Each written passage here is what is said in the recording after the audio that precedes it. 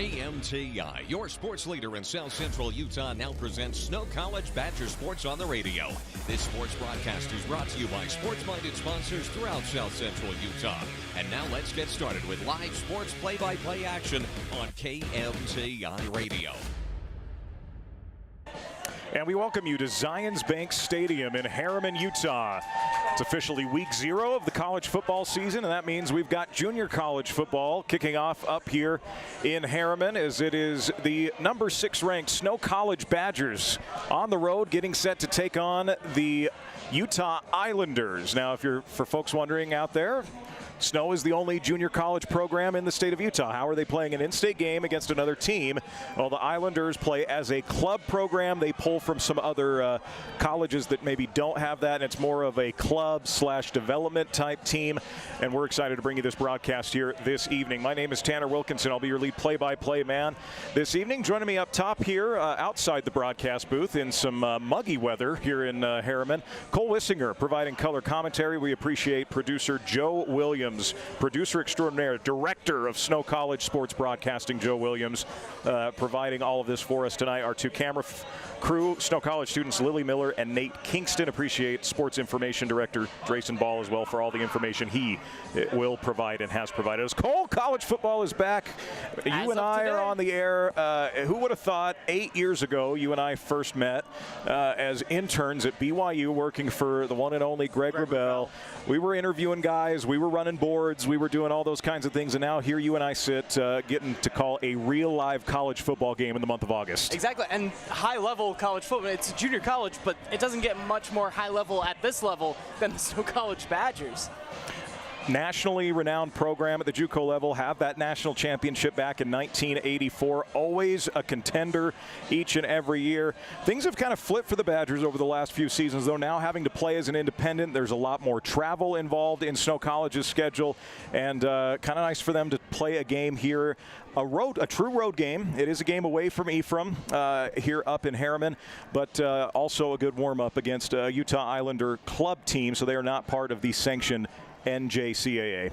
Week 0 for FBS, and for college football fans, and it's still non-region play in the high school level as you and I go around and call some of those high school games on Friday night lights. But for Saturday night, this is a nice little tune-up and a good opportunity. Snow College and the Utah Islanders were able to meet last year also in the first week of the season to get things warmed up right before you have to face some of that grueling travel across time zones. Yeah. For a junior college team, that's rough. Yeah, talking with Coach Zach Erickson, who's, by the way, coming into his 6th season as a 41-10 record across those 6 seasons. He's done a phenomenal job. The former BYU wide receiver has done an excellent job with this Badger team. He can't believe it's year 6, year 7 with the program as a whole. He compared this kind of a matchup to an FBS versus a high-level Power 4 versus an FCS level opponent, a low-level FCS opponent. So he compared the matchup a week from today, Portland State against BYU. That's going to be pretty similar to what we see today. High-level Power 4 getting set to take on a low-level FCS. And that was the case a year ago, right? These two teams met down in Ephraim a year ago, and it was 56-0 the score. Badgers took care of business. I think they're kind of expecting something like that here tonight. Yeah, this is a good opportunity during the pregame to establish some expectations and a baseline for what we're going to get during the course of this game. And hopefully it's a little bit more 2025 BYU versus Portland State. Not when we were interns, yeah. BYU versus Portland State might have been a harbinger of things to come that season. And so hopefully Snow College is able to do their business on the field today, right, and establish what they're going to be this season. We're going to take a break. We appreciate you tuning in here. This is the Snow College pregame show. You're tuned in. By the way, we're broadcasting live on YouTube. Snow College TV is where you can check that out, as well as KMTI 650 AM and 95.1 FM at UtahRadio.com and Centricom Channel 10. Always happy to be partnered up with the good folks down there at Centricom. We'll take a break here on the Snow College pregame show. When we come back, continuing to preview what the Badgers look like this year. I caught up with Coach Erickson, and I'll be breaking down that conversation next, right here on the Mid-Utah Radio Sports Network, Centricom Channel 10, and SnowTV.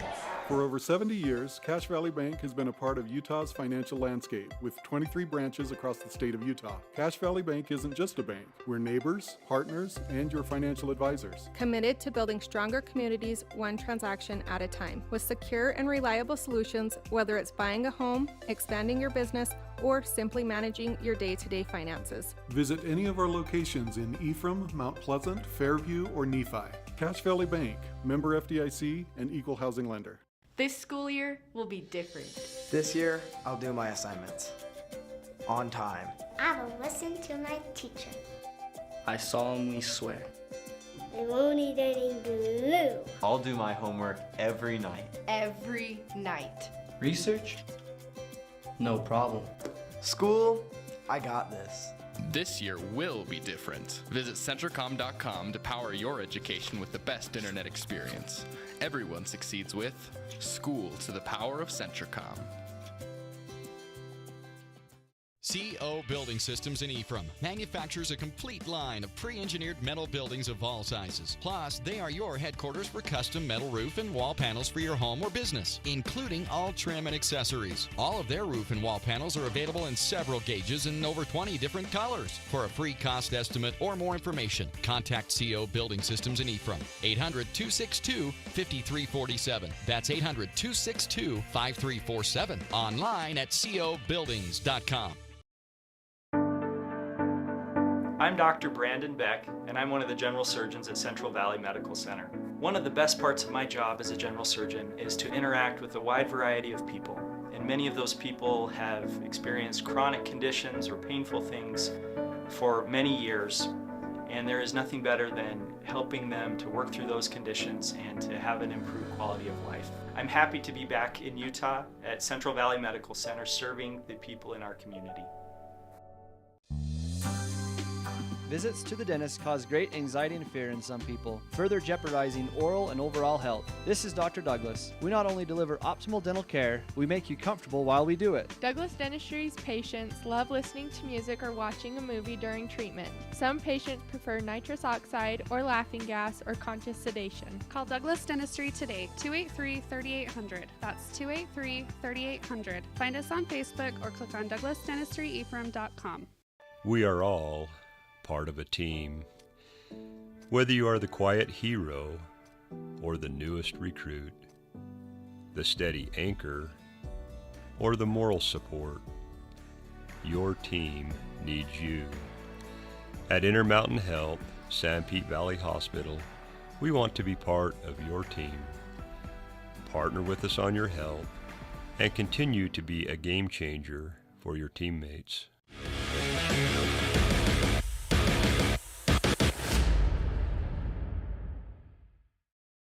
And we welcome you back to the Snow College pregame show. Snow College is your community college.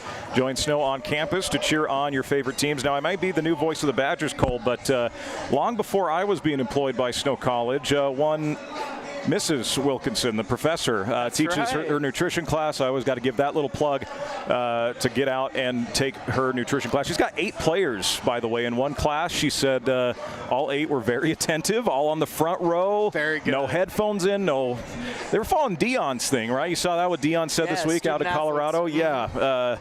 They were very respectful, and as I passed that along to Coach Erickson this week, he was more than thrilled to see that. It's probably better, because normally that kind of news only gets back to him if it's the less than good kind. You could tell it was, when I mentioned it, the eyes started getting a little wider, and then I mentioned the good, it was all good news, and it was good. So got to meet with Coach Erickson on Thursday, talk some things down, talked about how with this particular fall camp, it seemed long, and kind of why behind that. They had 189 kids show up to camp. Now, a big part of that, the new NCAA ruling that came down from the Supreme Court. If you're going to participate in NIL, you have to have a roster cap, which was not the case in the past. 105 if you're playing FBS football. That's where you've got to be. And so a lot of these fringe guys, these walk-ons, well, where are they going to go? They're going to go play at a junior college that does not have a cap, which is a good thing. If you're Snow, you're getting a few more of these diamonds in the rough. A few of these guys maybe preferred walk-ons at a UNLV or a San Diego State, a Weber State, something like that. And and that, he said that's a good thing, but it was also an exhausting thing to have that many bodies in camp. I believe they got back down into the 170 number as of Thursday. One of the other things that he said was really fascinating was the quarterback competition. That was something that stressed him out a little bit. He's an offensive-minded coach and has had some some really, really good, really good growth. Yes. And you're replacing an All-American from last year. And more than every other college, right, where at the FBS level you got 4 years. A lot of time, like college basketball, we see one and dones all the time. And, even in college football, there's a lot of turnover, but when you are by nature a junior college where you only get them for 2 years max, just at the school in general, there's going to be more of this turnover. So for 6 years, he has seen likely 6 different quarterbacks just flow. Well, and it was so interesting. We talked about that, too, right? I think people are still getting accustomed to this level of football at the FBS level, the transfer portal, NIL, Absolutely. Different guys coming in and out every year. That's not new to the junior college level of things, right? You got 3 years if you want to do a redshirt year, that kind of a thing. But overall, it is a very transient situation when you play junior college football. And he talked about the good side of that, though. There was a ton of competition in camp. Started at the quarterback level. Now for the Badgers, they are going to go with Jack Tho. He won the job. He will start tonight. Where's number 9, a redshirt freshman? He was in competition with Jace Welsh, also a redshirt freshman. So those two guys had to battle it out nearly down to the end of camp to make that happen. And, well, Jack ends up coming out on top with that. A couple guys he mentioned they're excited to have back for this year. Matt Wilson, the running back. But he didn't even win the starting running back job. But they feel like they've got a good two-headed monster at running back with Seth Rigtrup, the redshirt freshman, coming in. Very excited about him. Very excited about their right tackle, Sakope Wallace. He is back for a sophomore season. Wears number 51, 6'6", 300-pound right tackle. He's getting offers. He's going to be that guy we talk about throughout the season that's going to have a lot of really good offers coming in. Another guy he mentioned, a newcomer that they're very excited about, cornerback Jaden Robertson, who transferred in from Southern Utah University, was an FCS freshman All-American last year, has found himself now at Snow College. They really like what he brings to the defensive backfield, 5'11", 180 sophomore corner. But he was relieved when I talked to him this week that fall camp is over. They're done hitting each other and ready to hit some new guys. The other interesting thing is you go through not only the roster, but the coaching staff here too. So Zach Erickson's been here for 6 years. We talk about the transient nature of the players that he's dealt with over the course of those 6 years. Even his assistant staff, only one guy has been here for more than 2 years at that. Trevor McFalls is his assistant coach and ahead of the offensive line, and so he's very familiar with this strong offensive line. That's how they're going to build him. But all the other guys, 1 or 2 years experience in snow. It just seems like when you get to this level, that is going to be the beast that you're dealing with. Right. He talked very highly the new defensive coordinator that has come in, Mark Wilson, a guy he coached with in Texas high school football. Was kind of ready to be done coaching, kind of ready to settle down, and a relationship that Zach had that went back years convinced him to come to Ephraim and run the defense. So he's very excited about what Mark Wilson is going to bring on that side of the defensive coordinator position. When we come back, we'll talk a little bit more about some keys to the game. Very excited as the number 6 Snow College Badgers kick off the season up here in Herriman against the Utah Islanders. This is the Snow College pregame show on the Mid-Utah Radio Sports Network, Centricom Channel 10, and SnowTV. My art is an expression of my identity. As an artist, my identity is everything. Every stroke I make depicts my purpose, and every signature brings my dreams to life. I am La Morena. With my style check-in account from Mountain America Credit Union, I can create with confidence, knowing I have built-in identity protection. This premium future lets me stay focused and bring color to the world. Open a new check-in account today. Make my style your lifestyle.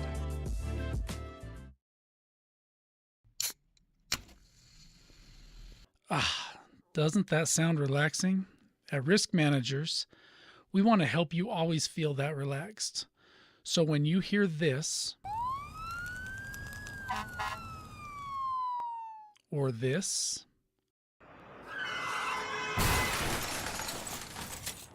or this, you know that you're protected. Peace of mind insurance solutions for individuals and businesses, so that you can always sit back and enjoy your drink.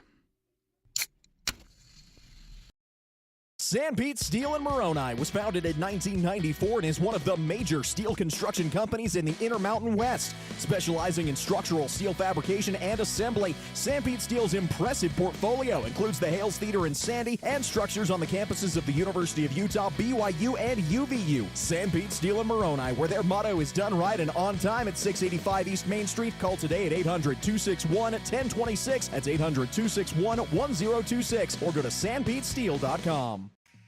I thought there was only one way to do college. I knew I needed training to set me up for a great career, but I didn't have 4 years. Snow helped me discover that college doesn't have to be about sitting in classes, counting down the hours.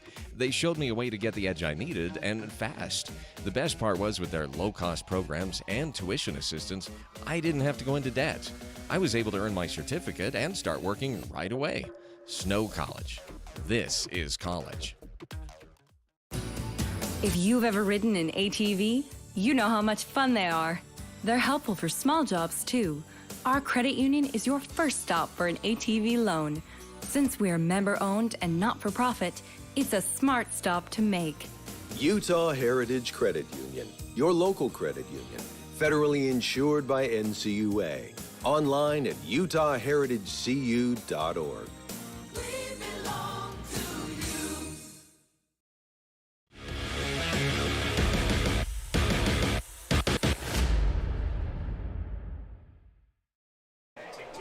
And we welcome you back in here on the Mid-Utah Radio Sports Network, CentralCom Channel 10, and SnowTV. Appreciate you joining us today as captains are heading out for the coin toss. As this, once again, the number 6 Snow College Badgers taking on the Utah Islanders. It is NJCAA versus a club team. The Islanders kind of have a cool thing going, though, Cole. This is kind of like a prep level type thing for guys who have graduated from high school, so they are college-aged level players, and they maybe didn't quite catch the attention of a junior college or another level. This gives them an opportunity to kind of build a resume a little bit and work on some things, get some development.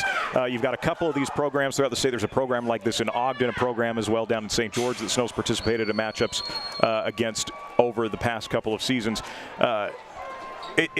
They feed from schools like Salt Lake Community College, maybe Westminster might be kind of in the area, right? Some of these schools that don't have football programs, but it still gives them an opportunity to come out and develop a little bit and improve their game, and maybe even catch the eye of, say, a Snow College down the road, and finding yourself coming up this way. So, and despite us being in the home of the Utah Islanders and Herriman as Snow College, the Badgers come out of the tunnel. We hear rampant screams from these fans. It's going to be a pseudo home game. A lot of Badger fans here. And one thing Coach Erickson mentioned, this is a chance for a lot of his players to play in front of maybe some family and friends that can't quite make it down up to north. Ephraim, right? Sure.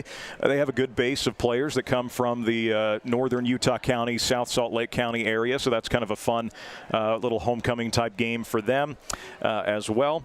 Looking at your captains for the Snow College Badgers tonight, wearing number 5 is Kazan Villa, number 5, the sophomore wide receiver from Hau'ula, Hawaii, prepped at Timpview High School here in the state of Utah. Number 27 is Jaden Wright, the sophomore linebacker from Pleasant Grove High School. You've done a number of PG games over the last few years. Number 51, Sakope Wallace, as mentioned, is out there as a captain, one of the offensive tackles from San Mateo, California, and Easy High School. Again, 6'5", 310, getting a lot of attention this season at the Division I level. And I want to say 21. The players have turned, and we don't quite have that angle that we were looking at earlier in as far as who the captains are out there.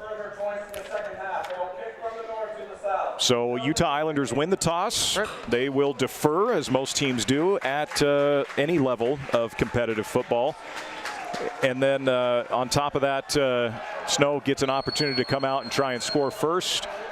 37, our other captain. Didn't want to leave that number hanging by me. That's Jay Summers, the punter from Griffith, Australia. So we've seen that become a real trend in college football. Aussie rules. They like their punters coming out that way. So Snow College already out here on the field. The Islanders yet to make their entrance as their captains went on back to the locker room as we get prepped for this this opening day kickoff. Now they're coming on out of the tunnel. Meanwhile, Snow College is able to get over to the sideline. Looking down through a little bit, this is week 1, and so let's talk about the schedule that Snow College is going to be fantastic schedule this year. Of it.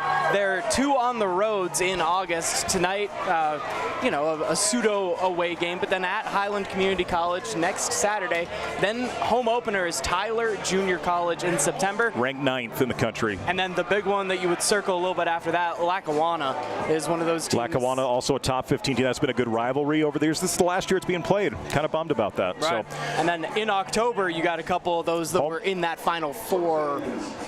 Homecoming with Iowa Western is going to be something else. That's on the 11th of October. They play homecoming in Ephraim. That Coach Erickson said in a conversation I had with him 2 weeks ago, whoever wins that game usually plays for the national championship. That's how it's historically been the last several years. So very, very fascinating to see how that goes. Coach Erickson also mentioned, I didn't quite get to this when we were talking quarterback battle. He mentioned he was kind of glad to break in a brand new quarterback in this kind of level of game, right? Before you get to that meat of the schedule where you're playing 4 straight games against, or 4 of 5 against ranked teams between Tyler, Lackawanna, Iowa Western, and Georgia Military. A good stretch there in the middle of the season. And, Cole, a lot of coaches will say rankings don't matter. Well, you got to be in the top 4 in junior college, and to start out at 6 is a pretty good number to start out at. It's where they finished last year as well. 2 more to climb, and it starts tonight. You can't pass up these opportunities when they're right in front of you. Opening kickoff here as the Islanders will approach. This is Taylor Anderson sending it deep, and a great kick. Opportunity for the Badgers to return as they set it up at the 10-yard line. Now out to the 20, 25, sideline 30. Steps out of bounds at the 30-yard line. Took a little bit of a pop on it on the kick return. That is number 7, Jaden Robertson. We mentioned him, the transfer from SUU coming up here to Ephraim, coming up from Cedar City to Ephraim with a nice return. The Badgers start with great field position here. Already showing off the athleticism that I'm sure we'll see over on the defensive side for Jaden Robinson. That's one of those just raw athlete positions, so you like to see him on the kick return team as well. Our scoreboard tonight is brought to you by Utah Heritage Credit Union, UHCU for auto, ATV, mortgage, and new home construction loans. So out come the Badgers. Jack Tho in at quarterback. Seth Rigtrup is the back. 1 receiver to either side with a 2 tight end set here.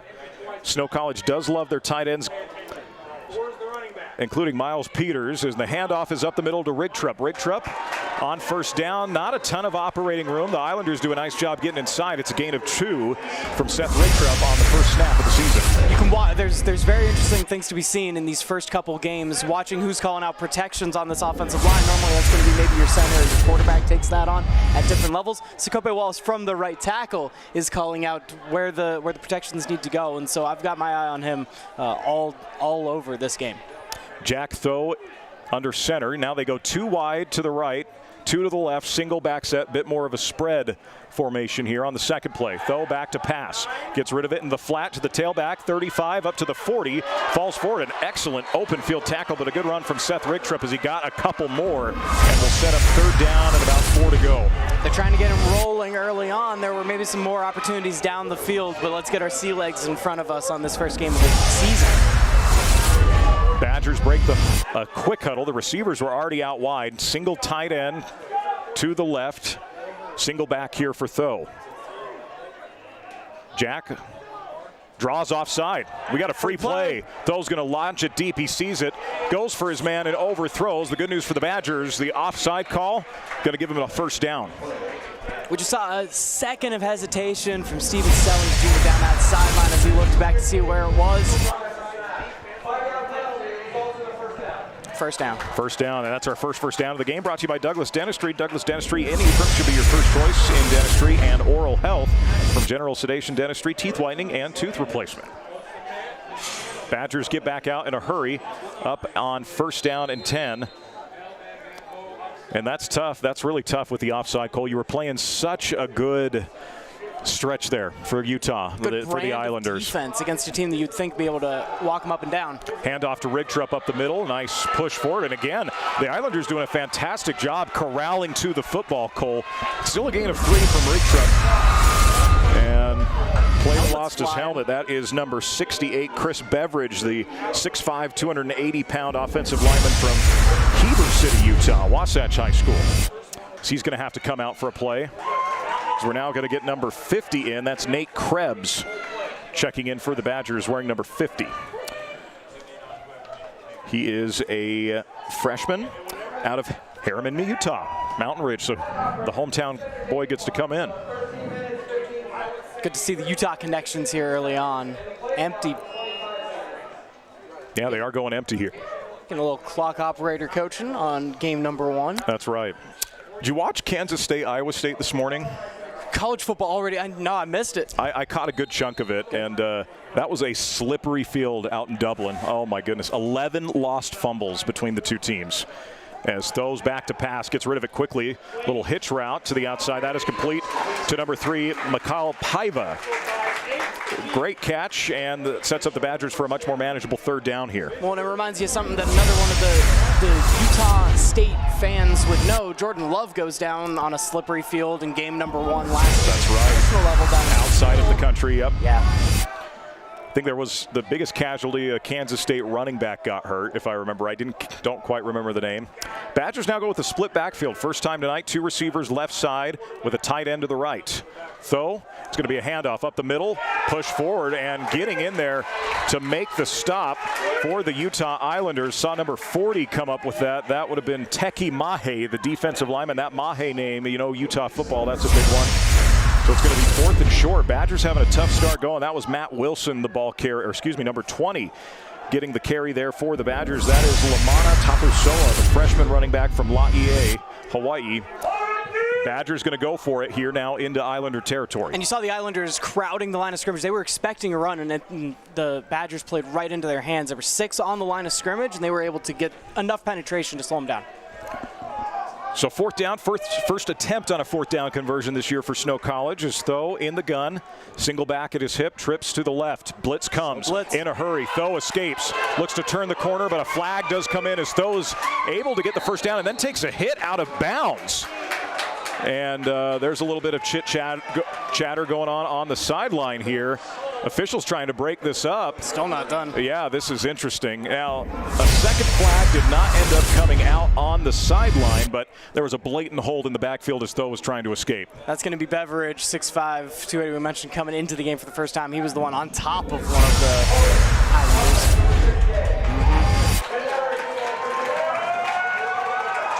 So that'll bring up 4th down and long now. A much different scenario. I would imagine you punt here. Right now, body language is telling me the Badgers may still go for it. Tho hasn't made any indication to go to that sideline. Again, punting for the Badgers is Jay Summers. He was one of the captains out there wearing number 37. So the Badgers stay out there on 4th down and a long 11. Call it 4th and 12. Tho back into their territory. And now already, and that's their second clock issue so far of the day. So now they wind it, and now the offense stays out. 2 receivers to either side on 4th down and 12 for Jack Tho. Matt Wilson back in the backfield for you. Tho goes hard count. There's a lot of movement. We'll see who this goes on. It was very close. I'm going to guess false start based on the body language here, and sure enough, the Badgers move, and now you're definitely. Now we see the hockey change here as the special teams unit comes on for Snow College. Difficult. He had the opportunity, and we didn't even need the hold. It happened after Tho escaped from the pocket on the 4th down, the first 4th down attempt, and then the hold brings you back 10. You're still willing to go for it, and a false start just ruins any hopes of it. Very fascinating start formation here for Snows. Now they get to the line. Back to punt once again. Jay Summers, the Aussie, gives it a good rugby boot and a beautiful punt from Summers. This is a sky back, and Utah Islanders are just going to let it bounce as it's down inside the 15, mark it around the 13-yard line. An excellent punt from Jay Summers. And now, this is where your defense comes out, Cole. There's a few more guys coming back on the defensive side for this Badger team. You didn't give up a point against this Utah Islander team a year ago. I'd imagine that goal has not changed. Yeah, the continuity is able to show off itself a little bit now. We'll see on the defensive side. 56 points sounds really cool, but if your defense is putting you in favorable field position the whole game, it's a lot easier to score. And so we'll see which was the more impressive part of that last year, the points on offense or the 0 allowed on defense. In at quarterback for the Utah Islanders, I believe that's a number 12 that is out there. That is Levi Candlin, wearing number 12. As Candlin goes shotgun, takes the snap. It's going to be a run up the middle. Badgers cannot bring him down on the initial hit, and then a gain of 5 on first down and 10. That's Keandre Polanco, the running back. Good jump step to get away from a couple tacklers, and a decent, that's a successful play if you're measuring success, the advanced metrics that go behind football nowadays. That's a good run on first down. So we got second down and 5. Yeah, great start to this game for the Islanders offensively. See how the Badgers continue to ramp things up here. Candlin in the shotgun once again with Polanco as his back.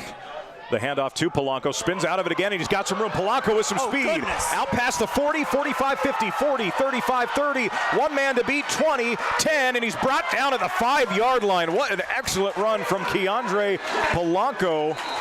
That was TJ Hudson, the safety, that had to come up with the play, and wouldn't you look at it, we have got some laundry all the way very, very far back. Snow's already sending in 4 new defensive linemen to come out for this.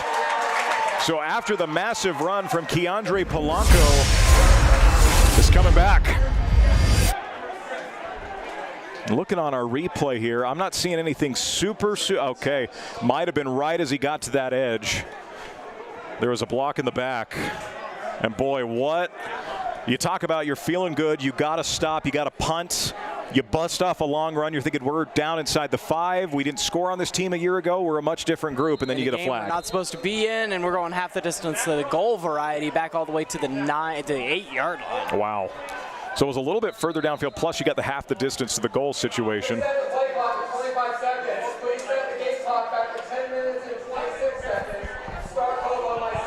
Oh boy, that's 3. This official's not happy early here with 10:23 to go, opening quarter.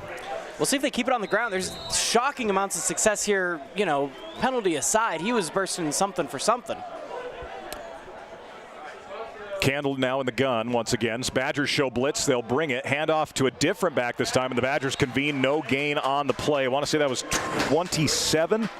Amini Amone with the carry for the Islanders. That looked a little bit better for Snow College, given the first 2 runs, right? So we're showing blitz off the other side when they're running away from the blitz, and you're still be able to be strong on your weak side. Again, encouraging after the first couple runs didn't go the way that your defense was hoping. Keep in mind, you got a couple second-string guys in right now, given that it was a 70-ish yard scamper from almost everyone getting down there. Looking to see if anyone's got oxygen on the sideline at this level, but remember, we're at altitude here. That's right. Not everyone's used to it. Candlin in the gun, 3rd down and 14, back to pass, running out of time, throws high, and incomplete, out in coverage, out on the left side. Dallin Sweat, the sophomore from Manti. And how did I know that so quick? Well, I share a backyard with his parents, so good to see Dallin out there starting tonight for the Badgers, and this will force an official 3-and-out for the Islanders. And so the stats are going to show just a 3-and-out, right? But that big penalty on the second down run, it still feels in this stadium and for the players as well that you did allow that to burst, and it's tough to get your head back around it. But a good stop now and punt formation. Standing in his own end zone for the Islanders. It's a decent snap. Badgers got a little bit of pressure in. The punt is a little bit short as it takes a bounce at the 40 and out right near midfield. It'll be around the 49-yard line. Punting, that was number 39, Jed Mason with the punt. And that will take the Badgers back to about where they were snapping it before their big penalty that backed them up. This is where we left off. All right, so Snow gets to get the offense back out here. We saw some spread formations, but it was mostly spread to set up the run, and so we'll see if we trust Tho here on drive number 2 to spread it out to some of those wide receivers in these formations. Tonight's scoreboard is brought to you by Utah Heritage Credit Union, UHCU for auto, ATV, mortgage, and new home construction loans.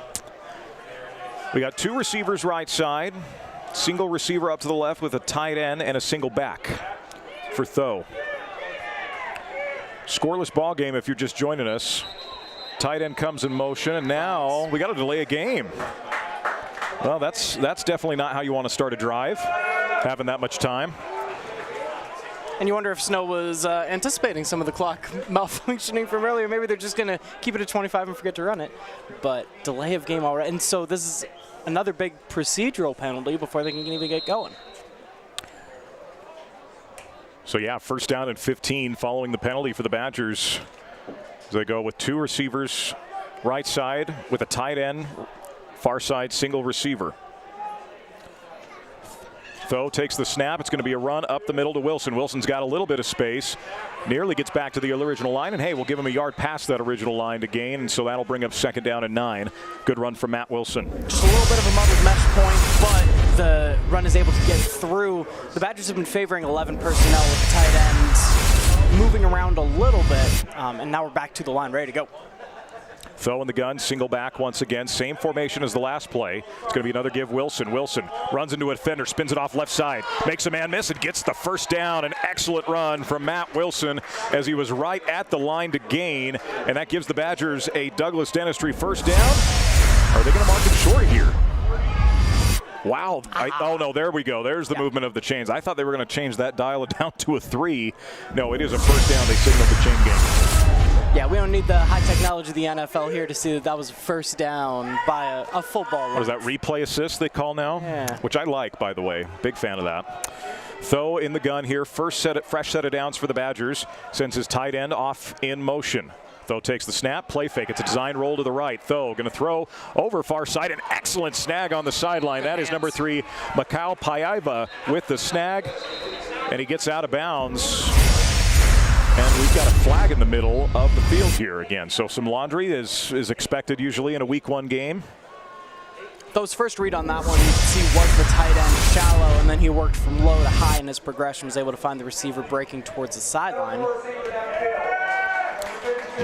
That's kind of become a new thing in football over the last decade or so with the evolution of the RPO. Can't have those linemen, those ineligibles downfield, which is a shame because that was a great catch by Paiva on the sideline. So, for the second time on this drive, the Badgers get backed up 5 yards on first down. 2 steps forward, 1 step back. And in college rules, the reason the RPO is so much more prevalent, and it can be sometimes hard to scout when you talk about that difference. And, you know, the draft community has gotten really excited about things, you know, watching the college players go to the NFL. In college, you get a lot more of a buffer zone to get the RPO, and you get a lot more time that you're allowed and further up the field that you're allowed to go rather than the NFL rules. And we'll try to keep talking through as the officials have. That's number 5. Struggles. That is the 5th time in this opening quarter we've had a clock issue. Wow. Not the stat I thought we'd be keeping. No. I was going to say, as Tho takes the play action, it's a bubble screen. It's complete on the left side. Trying to break out of it is Seth Rigtrup, and he's brought down after a gain of 2, maybe 3. Well read by the Islanders. Honestly, that developed pretty nicely for the Badgers. Give Utah some credits coming up with that play. I believe, again, that was Tiki Mahe, number 40. He's been kind of everywhere defensively for the Islanders early. And it was a throw off the back foot. You can see the screen's reliant on timing, and so the Islanders got just a little bit, a half step of pressure earlier than Snow had been practicing and was used to, and that's what forces that not going for a huge gain. Tho in the gun, single back set. Utah's trying to call out a false start. No, that was a hard count, and Snow looking to the sideline, getting a new call in here. 7:47 to go, opening quarter in a scoreless game. Tho takes the snap, gets rid of it, far right side. It's complete to Paiva. Takes a hit, but goes down with it cleanly with a nice catch. Going to set up a manageable third down here. Simple little out route to the sideline. That's one of your easy buttons that you can go to in your offense. That with the way that the Utah Islanders have been showing a little bit more pressure on the line of scrimmage, the short to intermediate is going to be wide open for you. Badgers go 2 receivers either side. Single back is Rigtrup to Tho. Rigtrup at his right hip. Badgers likely in some 4-down territory here. Man comes in motion. It's Paiva.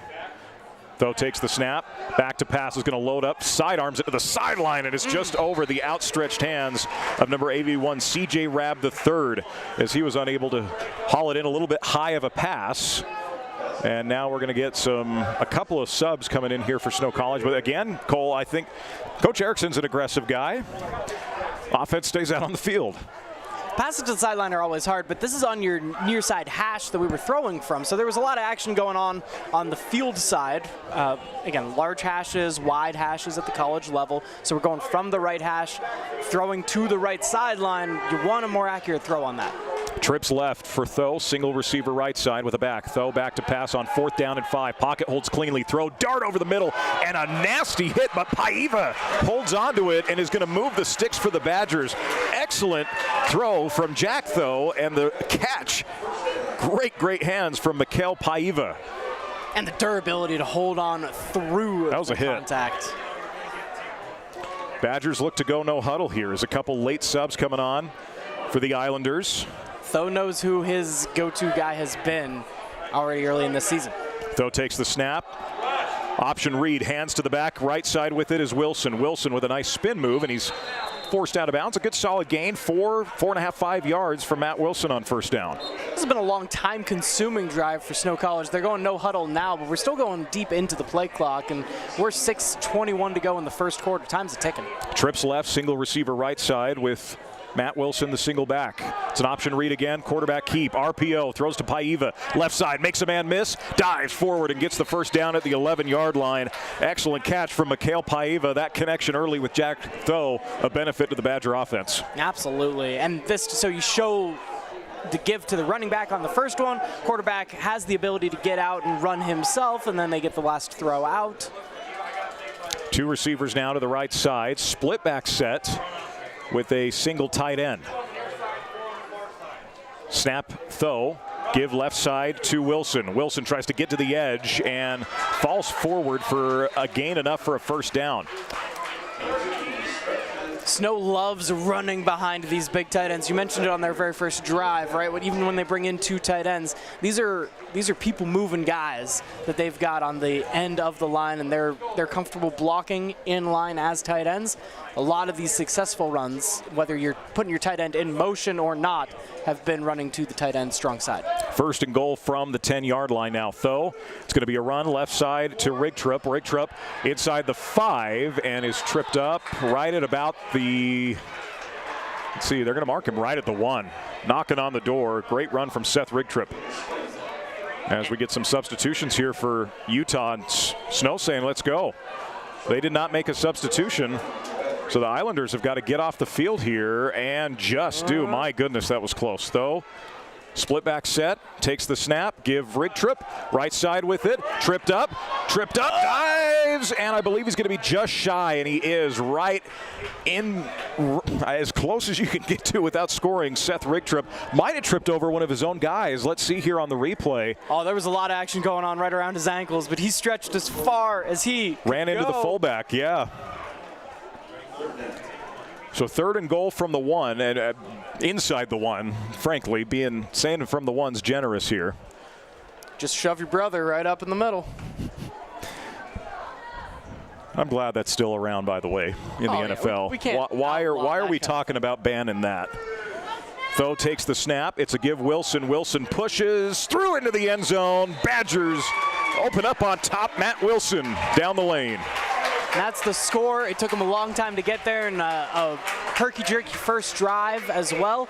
But after taking, just about half the field, it was good for starting field position even. So it's seeming harder than maybe we expected coming into it, but on the scoreboard, good to see.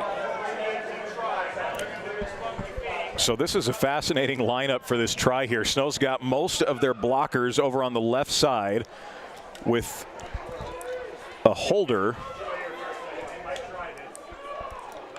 This is interesting. The kicker Number 48's is your long snapper, so he's set up as usual. Imaj Hagan, the kicker from Herriman High School.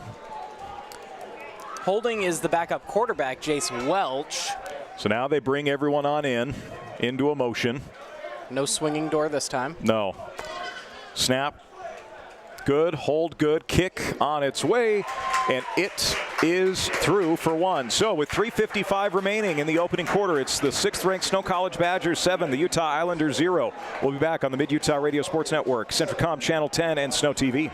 For over 70 years, Cache Valley Bank has been a part of Utah's financial landscape with 23 branches across the state of Utah. Cache Valley Bank isn't just a bank. We're neighbors, partners, and your financial advisors. Committed to building stronger communities one transaction at a time with secure and reliable solutions, whether it's buying a home, expanding your business, or simply managing your day-to-day finances. Visit any of our locations in Ephraim, Mount Pleasant, Fairview, or Nephi. Cache Valley Bank, member FDIC, and equal housing lender.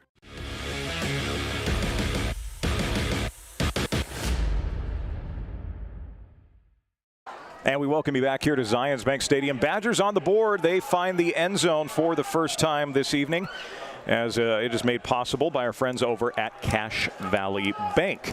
Appreciate all of our sponsors here tonight, including Centricom, Utah Heritage Credit Union, CO Building Systems, Risk Managers Insurance, Cache Valley Bank, Snow College, Mountain America Credit Union, IHC, Sanpete Valley Hospital, Sanpete Steel, Central Valley Medical Center, and Douglas Dentistry. As Hagan sends this deep over on the left side, and it is going to head out of the back of the end zone for a touchback. Will be 1st and 10 for the Islanders coming out. Well, Cole, a good drive for the Badgers offensively, right? Any drive that comes away with 7 points, and there's clock malfunction number 6. Yikes. Someone's got to be keeping track of it, and it is not the clock operator, so thank you, Tanner. You know, you and I worked for one Mr. Greg Rebell, and you were usually a studio guy kind of behind the scenes. Right. It's fascinating being with him in the booth.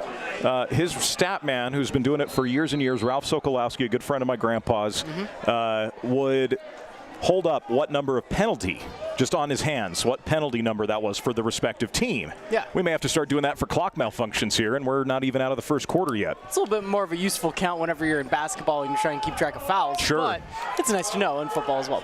Candlin in the shotgun, 2 receivers to either side with the back.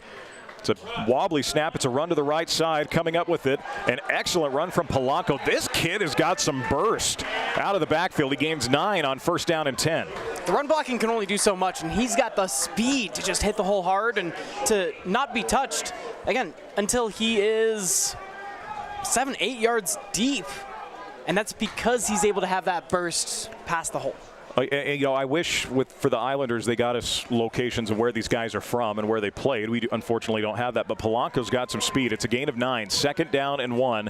Badgers in that 4-man front as Candlin takes the snap. It's going to be a handoff to Polanco right side, and he is wrapped up, taken out. Dallin Sweat shot out from his linebacker position. It's a TFL, and that forces 3rd down and 2. And Sweat was showing pressure early on. Able to get through. You got to also credit Junior Kafusi redirecting the play. I think Polanco was initially going one way, had to go another, and then Sweat cleaned up. 3rd down, third. Have an issue with the dial-it-down over there. It's 3rd down here and 2 for the Islanders. So again, they've been pretty good on 1st down, Cole, but a penalty on the last drive set them back, and now a loss on the play. We'll see if they can overcome that here on 3rd and short. Islanders also still yet to complete a pass on the game. We'll see if that changes or if they're still in running down in distance with a 3rd and short. 2 to either side for Candlin. Takes the snap. It is a pass play. Candlin running out of time. Looks to evade. Heads left side, and he's taken down. Number 27, Jaden Wright, one of the team captains for the Badgers. That is a slight loss, maybe of a half a yard. But after giving up 9 on 1st and 10, the Badgers with back-to-back TFLs. In 2025 football, at the high school, college, or professional level, the most important asset you can have as a quarterback that is flexible, whether it's flexible in your arm angles or flexible with your legs and extending a play. And as soon as things broke down, as soon as he was off of his first read, didn't have a second option to go to and was able to be brought down. So back to punt is number 39. It's Jed Mason, the punter. Not the best punt on his opening attempt. We'll try to send this further. He is a little further downfield. Good snap. Punt is away, and this is much, much, much better. Badgers going to let it bounce at the 30, and it takes a friendly bounce and then touched around the 35. Is where that's going to end up being for the Badgers. It hit off an Islander knee. If that was off a Snow knee, you would have seen a giant pounce on it by the Islanders. But yeah, they're going to mark this at the 35. A good spot by the official. And the Badgers force their second 3 and out on as many possessions. A lot of good pass rush by the Snow College. So, again, I think I'm still being affected by seeing that long run and then just a couple successful runs even early on that one. But 2 3-and-outs, that's what your defense wants to do. Right. Can't script. Only thing you want more than a 3-and-out is a turnover. Hard to ask for more. You're not getting a lot of cracks at the apple to get that turnover if they only get 3 offensive plays per drive. So here we go. Jack, though, back in at quarterback with Seth Rigtrup at his hip. Badgers getting into the end zone. Matt Wilson on the opening score. Paiva in motion, though. Handoff left side, Rigtrup. Rigtrup cuts back upfield, has some space, spins out of it, stays on his feet. Midfield, taken down, and the ball is free. And it's fallen down at the 35 of the Utah Islanders. Landing on that football was number 80, Steven Sellers Jr., the sophomore wide receiver. Saved that play. An excellent run from Rigtrup, and it was poked out at the last moment. The good news whenever you only have green grass ahead of you is if you do lose the football, it's only your own guys that are trailing you. And there really weren't any Utah Islanders still in position to pick up the fumble because it was the last man that could tackle him that did and forced it. Douglas Dentistry first down for the Badgers. Option read, handoff Wilson right side. Wilson sheds 1 tackle, keeps the legs churning, and falls forward for a good gain on first down. Give him 6 yards. A great take from Matt Wilson. Snow has been leaning into these RPOs, long mesh, option kind of plays, and that's where they've seen some success, just getting the reliable yards out of running. You know, and talking with Coach Erickson, I'm not terribly surprised about establishing the run here early. You got a really good offensive line, and you've got 2 running backs you trust immensely, and that's what we're seeing here early out of the Badgers. 2nd down and 4. Final 30 seconds here, opening quarter. Potentially final play of the period. Though sends Maiva in motion, handoff to Wilson. Wilson, patient run right up the middle. It takes a number of Islanders to bring him down. He's right at the sticks. This is going to be close to a first down. They give it. Another Douglas Dentistry first down for the Badgers. And that's a churn in the legs first down. There's some first downs that are provided by your offensive line. There's some by speed. There's some by burst. But that was just churning your legs after guys are hanging on you to want it more and get the first down. End of the first quarter, your score on our Utah Heritage Credit Union scoreboard, number 6, Snow College 7, the Utah Islanders 0. We'll be back, second quarter action next on the Mid-Utah Radio Sports Network, CentralComm Channel 10 and SnowTV. So you're all moved in. How's your new roomie? Oh, she's cool. She's also a biology major. Oh, that's great. You guys can help each other stay on top of homework. I just hope the classes aren't hard. I'm kind of scared based on what I've heard. You'll do great, I'm sure. We're proud of you. Aww. You ready to go? Who's that? Gotta go, Mom. Have a dorm meeting in 2 minutes. Love you. Hello? Hello? Who was that? CentralComm Fiber, because you don't just need internet, you need good internet. CO Building Systems in Ephraim manufactures a complete line of pre-engineered metal buildings of all sizes. Plus, they are your headquarters for custom metal roof and wall panels for your home or business, including all trim and accessories. All of their roof and wall panels are available in several gauges and over 20 different colors. For a free cost estimate or more information, contact CO Building Systems in Ephraim. 800-262-5347. That's 800-262-5347. Online at cobuildings.com.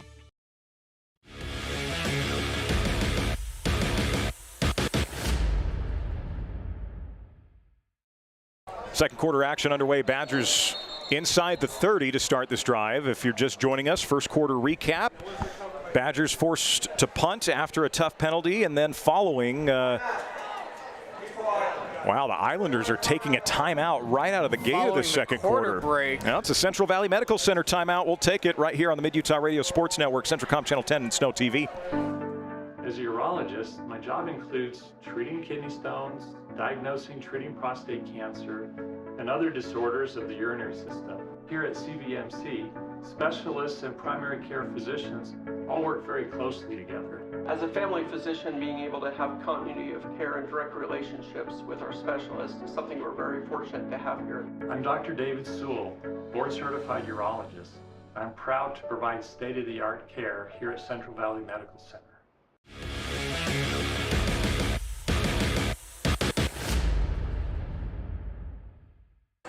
Welcome back on in. Badgers lead at 7-0. You're thinking maybe you had a bathroom break and you're thinking this is the start of the quarter. No, there was a timeout called right when we came back. And the Badgers have 1st and 10. Though with the Play fake. He's going to go to the end zone. He's got a man there. Caught for the touchdown. In for 6. Number 81, C.J. Rabb III with his first collegiate touchdown for the freshman. First air yards attempt over about 10 yards for Tho in this game, and had the step the whole way. Is able to catch the corner on outside leverage and just bend it back in towards the middle of the field and has a touchdown. Badgers find the Cache Valley Bank end zone for the second time tonight. They lead at 13-0 here with the PAT pending. I think we're going to have to get used to this with the PATs. Making guys move around a little bit. They're getting the cardio in on these funky starts to the formation. Hagan on to attempt the PAT. First one was easily good. Snap a little off. Hold is excellent, and the PAT is good. So with 14 minutes and 35 seconds remaining in the second quarter, 6th-ranked Snow College Badgers 14, the Utah Islanders 0 on the Mid-Utah Radio Sports Network, Centricom Channel 10, and SnowTV. Visits to the dentist cause great anxiety and fear in some people, further jeopardizing oral and overall health. This is Dr. Douglas. We not only deliver optimal dental care, we make you comfortable while we do it. Douglas Dentistry's patients love listening to music or watching a movie during treatment. Some patients prefer nitrous oxide or laughing gas or conscious sedation. Call Douglas Dentistry today, 283-3800. That's 283-3800. Find us on Facebook or click on douglasdentistryephrem.com.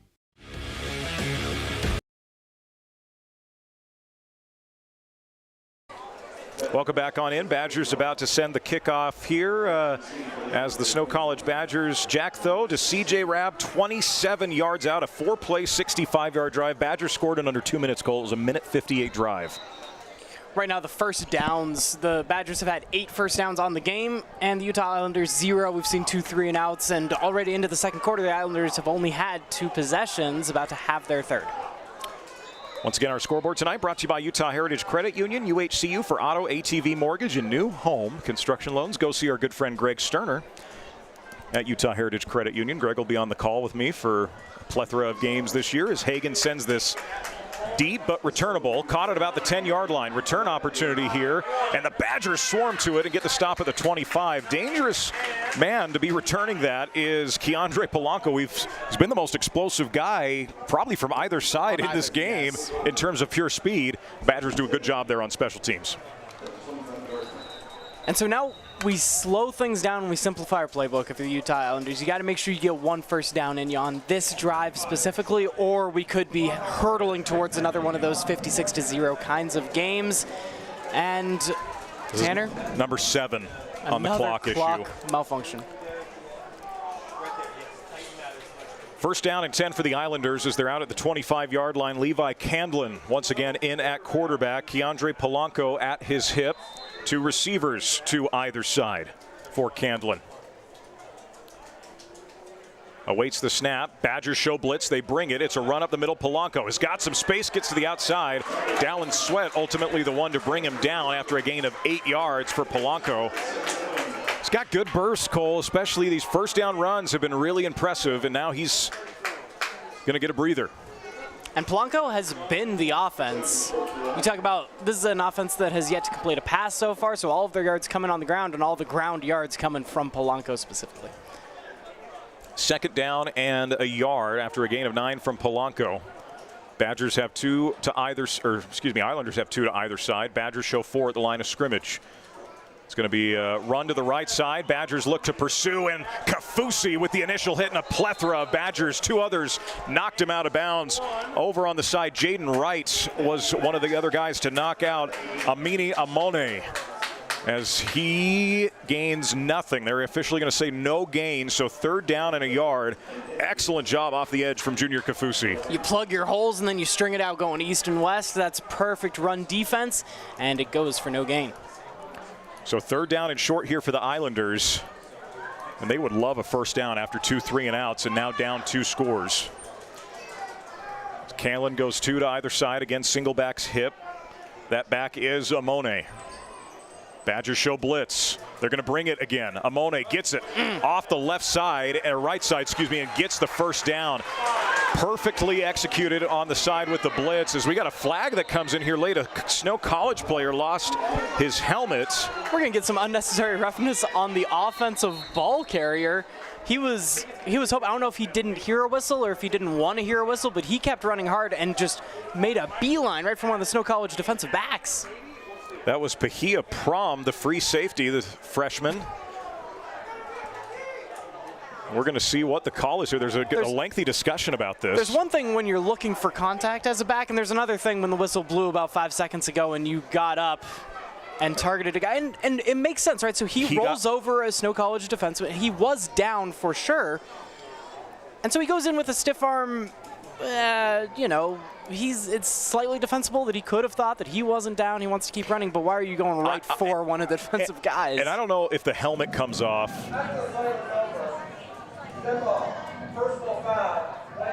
Wow.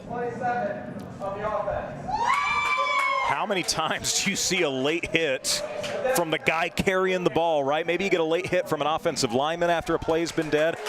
And like we say on the replay, you get it. We see, how many times do we see a running back get spun around like that, stay on his feet?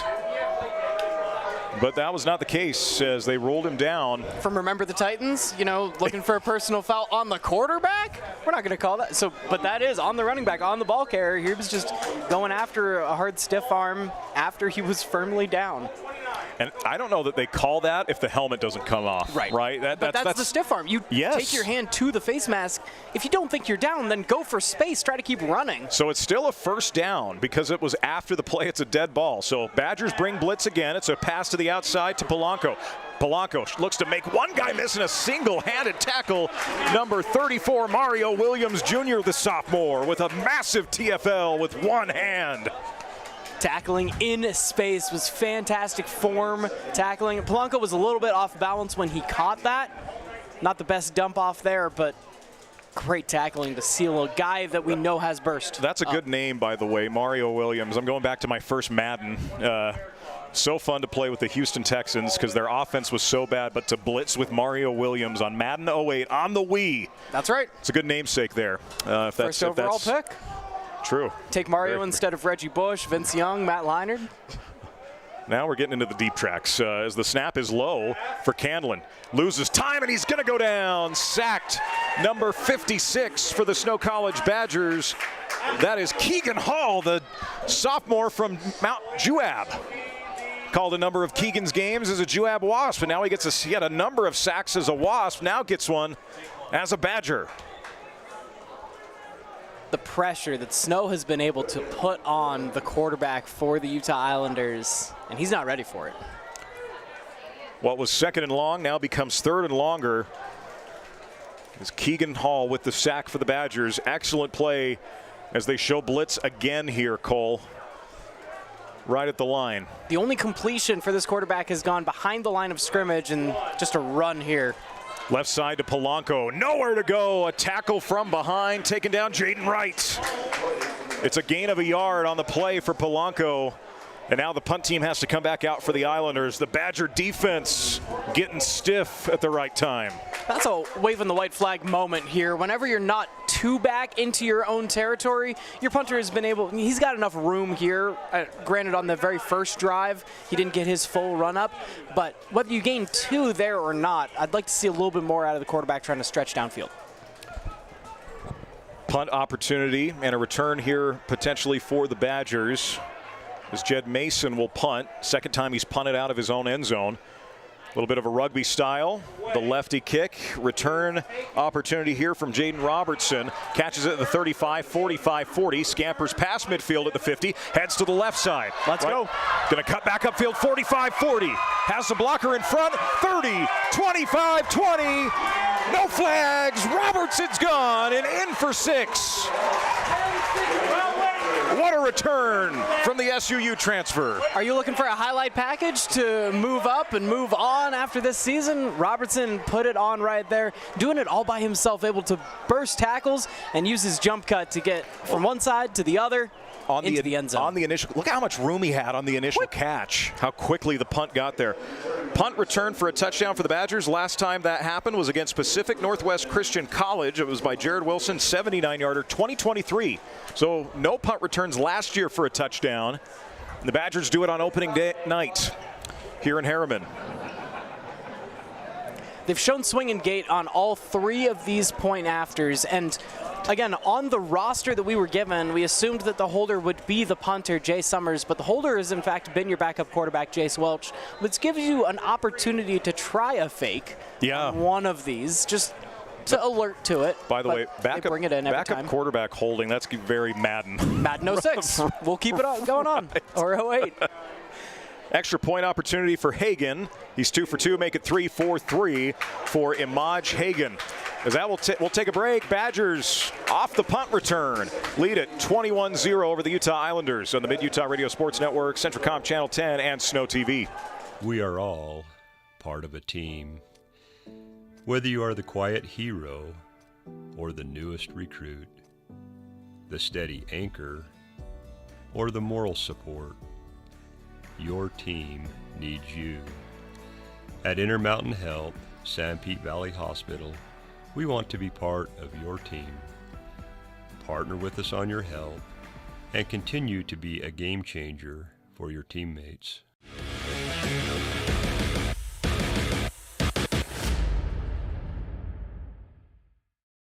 Welcome back on in. Fireworks up here in Herriman. Jaden Robertson, with a phenomenal punt return. 62-yard return officially, Cole, to the house. If we're going to continue the mid-2000s NFL references, Dante Hall, the X Factor, able to jump around and get defenders just wondering where their shoes went as you make moves to go around them. That was a legitimate play. Hagan approaches. Sends this one a little bit lower. It's over on the left side, fielded at the 10-yard line. Opportunity for a return here. That's number 16, Kenyon Jackson, trying to make a few guys miss. Gets out past the 25 to the 26-yard line. Islanders will have a fresh set of downs here, but a little bit of a rough start for Snow, right, Cole? They punted, a little sluggish, gave up a big run. It got called back from a penalty. I am hard-pressed to find anything else. That's maybe a few pre-snap penalties here and there, but overall the Badgers getting things done. In game 1, I'm sure we're going to see Texas and Ohio State have a couple pre-snap penalties as well. It doesn't matter what level you're playing. It's game number 1 for everyone. And that's just the nature of the beast. To be able to look up at the scoreboard and see 21-0 with 10 minutes to go before halftime, that is where you want it to be. That's okay. And this defense, to have only allowed 1 first down, is also where you want to be too. Candlin in the shotgun. Single back at his hip is Polanco. Blitz comes and a sack. Badgers get in there. Jaden Wright has put his name out there this quarter, and he'll get credited with the sack. An excellent shot out of a cannon tackle from number 27. I mentioned on the first drive of the game for Snow College about watching and see who would be calling out the protections, who on the offensive line takes over that. In the first game of the season, you're still working that out. Utah Islanders needed someone to identify that blitzer because he came off untouched. 2nd down and 20 now after a loss of 10 on the sack. And this offensive line was getting a good push early in the run blocking. Cole, pass blocking, frankly abysmal. Badgers show blitz off the edge again. Quick hitter to the outside, it's complete. Spin move, but not going anywhere with it. That catch made by DeAndre Randolph. Tackle made by number 39 for the Badgers. That's corner Trey Bush, the redshirt freshman. And it's a good thing Bush brought him down because that's the field side of where they were snapping it, right from the right hash. And so he had a little bit of room if you don't make that one tackle. 3rd down and 8 after a gain of 12. By the receiver, Randolph. Single back set. They're going to go trips to the left's far side. Single receiver to the right for Candlin. Takes the snap. Surveys, pocket holds, a dart over the middle. Oh, right through the hands of a waiting Badger. Now multiple flags come flying in. Might have had a tug on the jersey on the intended receiver. Badgers are pointing the other way. That pass was intended for Caleb Hadley, the wide receiver wearing number 9. See what the call is here from the official, as they have a discussion about this. Lawrence Taylor IV was draped all over him. And so it makes sense, but you had help right there. We didn't need the penalty. Yeah, we joked having a great name like Mario Williams. Your name's Lawrence Taylor, the fourth. I think I've heard of that guy too. Yeah. We're stretching back a little bit. Where this whole team's just going to be named after Pro Bowl, All-Pro, Hall of Fame edge rushers. There you go. Speaking of edge rushing, Badgers bring it and swallow up the running back right off the key from the defensive tackle position. That's number 54, Saale Kaumka Williams with the TFL. Never had a chance. Talk about a swim move, my goodness. When Snow College decides to bring pressure, the Islanders do not have an answer. No. Snow College can just call their shots at this point. If they want to bring you down in the backfield, they do. Second down and about 16 to go here for the Islanders. 7:55 to go before halftime. Badgers wanting to get that ball back, build on this 21-0 lead. Blitz comes in again, and the ball is free. Forced out by Junior Kafusi. The Badgers have it. Strip sack from a three-man front. Both defensive ends in a wide 9 where they're just coming around the edge, and no one was able to put a hand on Junior Kafusi. Forces it. Brett King was the one who recovered it. Terrific job from the defensive tackle. 1st and 10 Badgers, everything going Snow's way now. And now these are the kind of short fields that lead to the score starting to get out of control. If your defense is that controlling, offense doesn't have to do much to all of a sudden start seeing those numbers start cycling through. 1st down and 10 from the 25-yard line for the Badger offense, as though with a single back at his hip, Wilson. One receiver to either side with 2 tight ends, though. Option read. Back to pass. Going to take a shot at the end zone. Has a man there. Coming back and scoring for the touchdown is number 80, Stephon Sellers Jr., the sophomore, with a one-play strike. And the Badgers make it 27-0 with the PAT pending. Sellers the one that lost the opportunity up the left sideline early on, but there he is exactly where he needs to be. Got behind the defender and is able to score. Beautiful post route from the sophomore. And this is going to be clock issue number 9. Wow. Wow. We've seen where the Utah Islanders defense can be beaten here. Both these touchdowns on this side of the field coming on post routes where the receivers just make a break and come in. They can get behind these corners. Corners don't have the speed to run with them. And then the safety help just is non-existent. This is fascinating to see the way the clock's. They just stopped it at 7:04. I think it should be even a little bit less than, or more. It should be quite a bit more than that, but maybe they'll get it right after the PAT. The clock does not run on PATs, and the kick from Imaj Hagan is through. So on the clock now, it says 7:04 to go before halftime. Number 6, Snow College 28, the Utah Islanders 0 on the Mid-Utah Radio Sports Network, Centricom Channel 10, and Snow TV. My art is an expression of my identity. As an artist, my identity is everything. Every stroke I make depicts my purpose, and every signature brings my dreams to life. I am La Morena. With my style check-in account from Mountain America Credit Union, I can create with confidence, knowing I have built-in identity protection. This premium future lets me stay focused and bring college to the world. Open a new check-in account today. Make my style your lifestyle.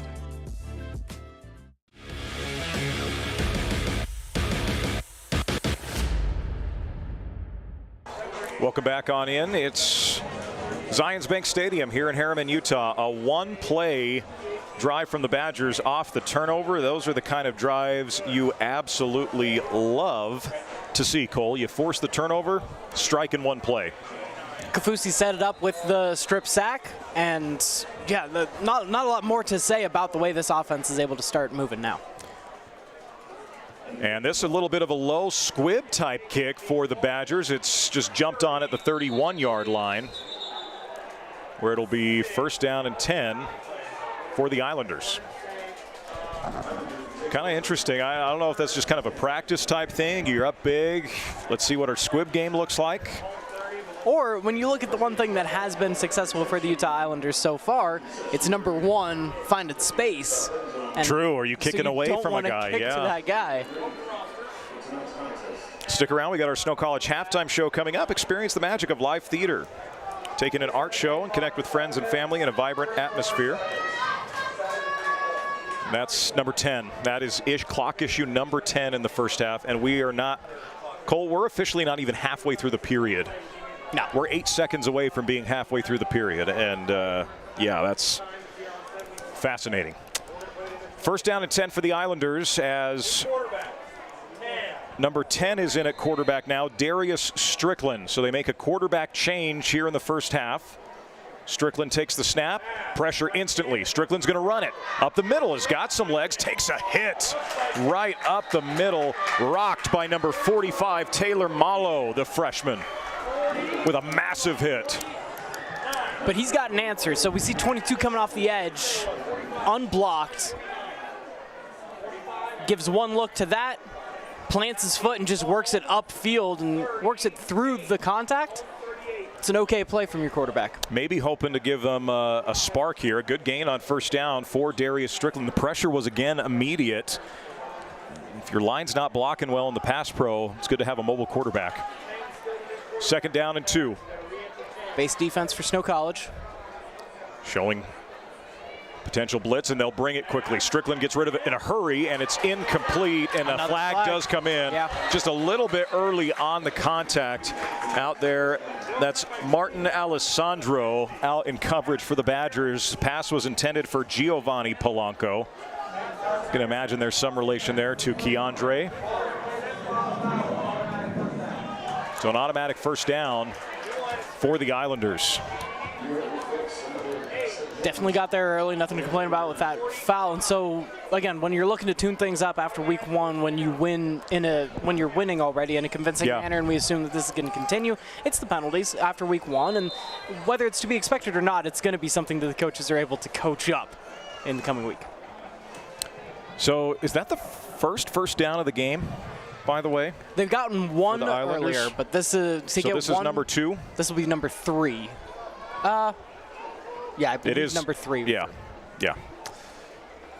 It's a run up the middle to Polanco, and he's tripped up. Shoestring tackle right at the line of scrimmage. 22, that's Tenny Worthen, the freshman,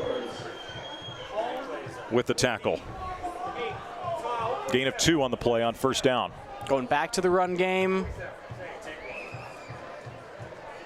That's what's somewhat reliable, because if you can get past where Snow College is blitzing, run away from that, that's where they've seen some holes. Second down and 8 after a gain of 2, 6:24 to go before halftime. We'll give you a look at some stats here at the break. Busy, not so busy day in college football because there's not a lot of games. A busy game this morning. Busy compared to last week and the 10 weeks before that. Oh, Strickland fumbles the snap, just bobbled it, and gets swarmed by 3, maybe 4 Badgers. And now some extracurriculars going on. And, yeah, some laundry's going to get out there. And, yeah, this was starting to get, you could sense, Cole, maybe a little frustration on the Utah Islanders side, starting to get a little bit chippy. So this will be interesting. Do we get the double foul here where McMillan for the Islanders gave probably the first shove after the play. Maybe it was a Snow College guy giving the business down low. But you got McMillan, number 77, and then coming in hot was 55 as well. Keo Kalani Kalili Jr. for the Islanders. And I'm not sure, did he come off the bench? That happened so close to the sideline. I think they're going to, body language is telling me they're calling this on the Islanders. They're backed up. Snow's staying where they're at. Yeah. They're going to call that on Kalili Jr. And because the play was over, it's a dead ball foul. The down counts. My goodness. Trot it back, third down and a mile. And Kalili Jr. is not one of your starting 5 offensive linemen out there right now. So you got to assume he came off the bench, which in basketball terminology, you're out of the game. Badgers take a timeout. We'll take it as well on the Mid-Utah Radio Sports Network, Centricom Channel 10 and SnowTV.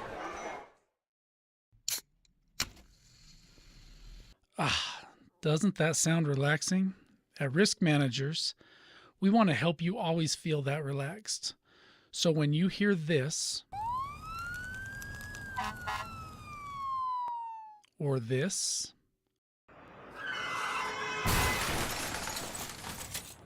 or this, you know that you're protected. Peace of mind insurance solutions for individuals and businesses so that you can always sit back and enjoy your drink.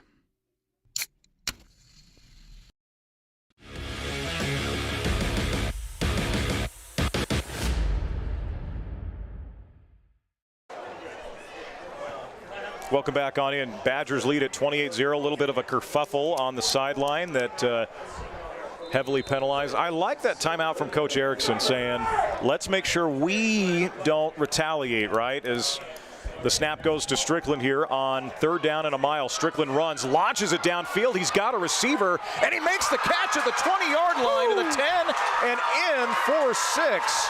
A massive throw on the run from Darius Strickland to DeAndre Randolph as he finds the end zone. On this replay, you'll see they probably could have called 2 different holdings as Strickland works up in the pocket, but he gets enough air under it, and then just you find yourself out of position. Alessandro's trying to work back to the ball, and it goes right by him.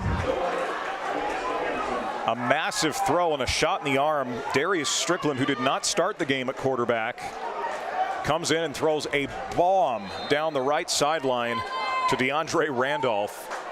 PAT opportunity here for the Islanders. Taylor Anderson to attempt the PAT.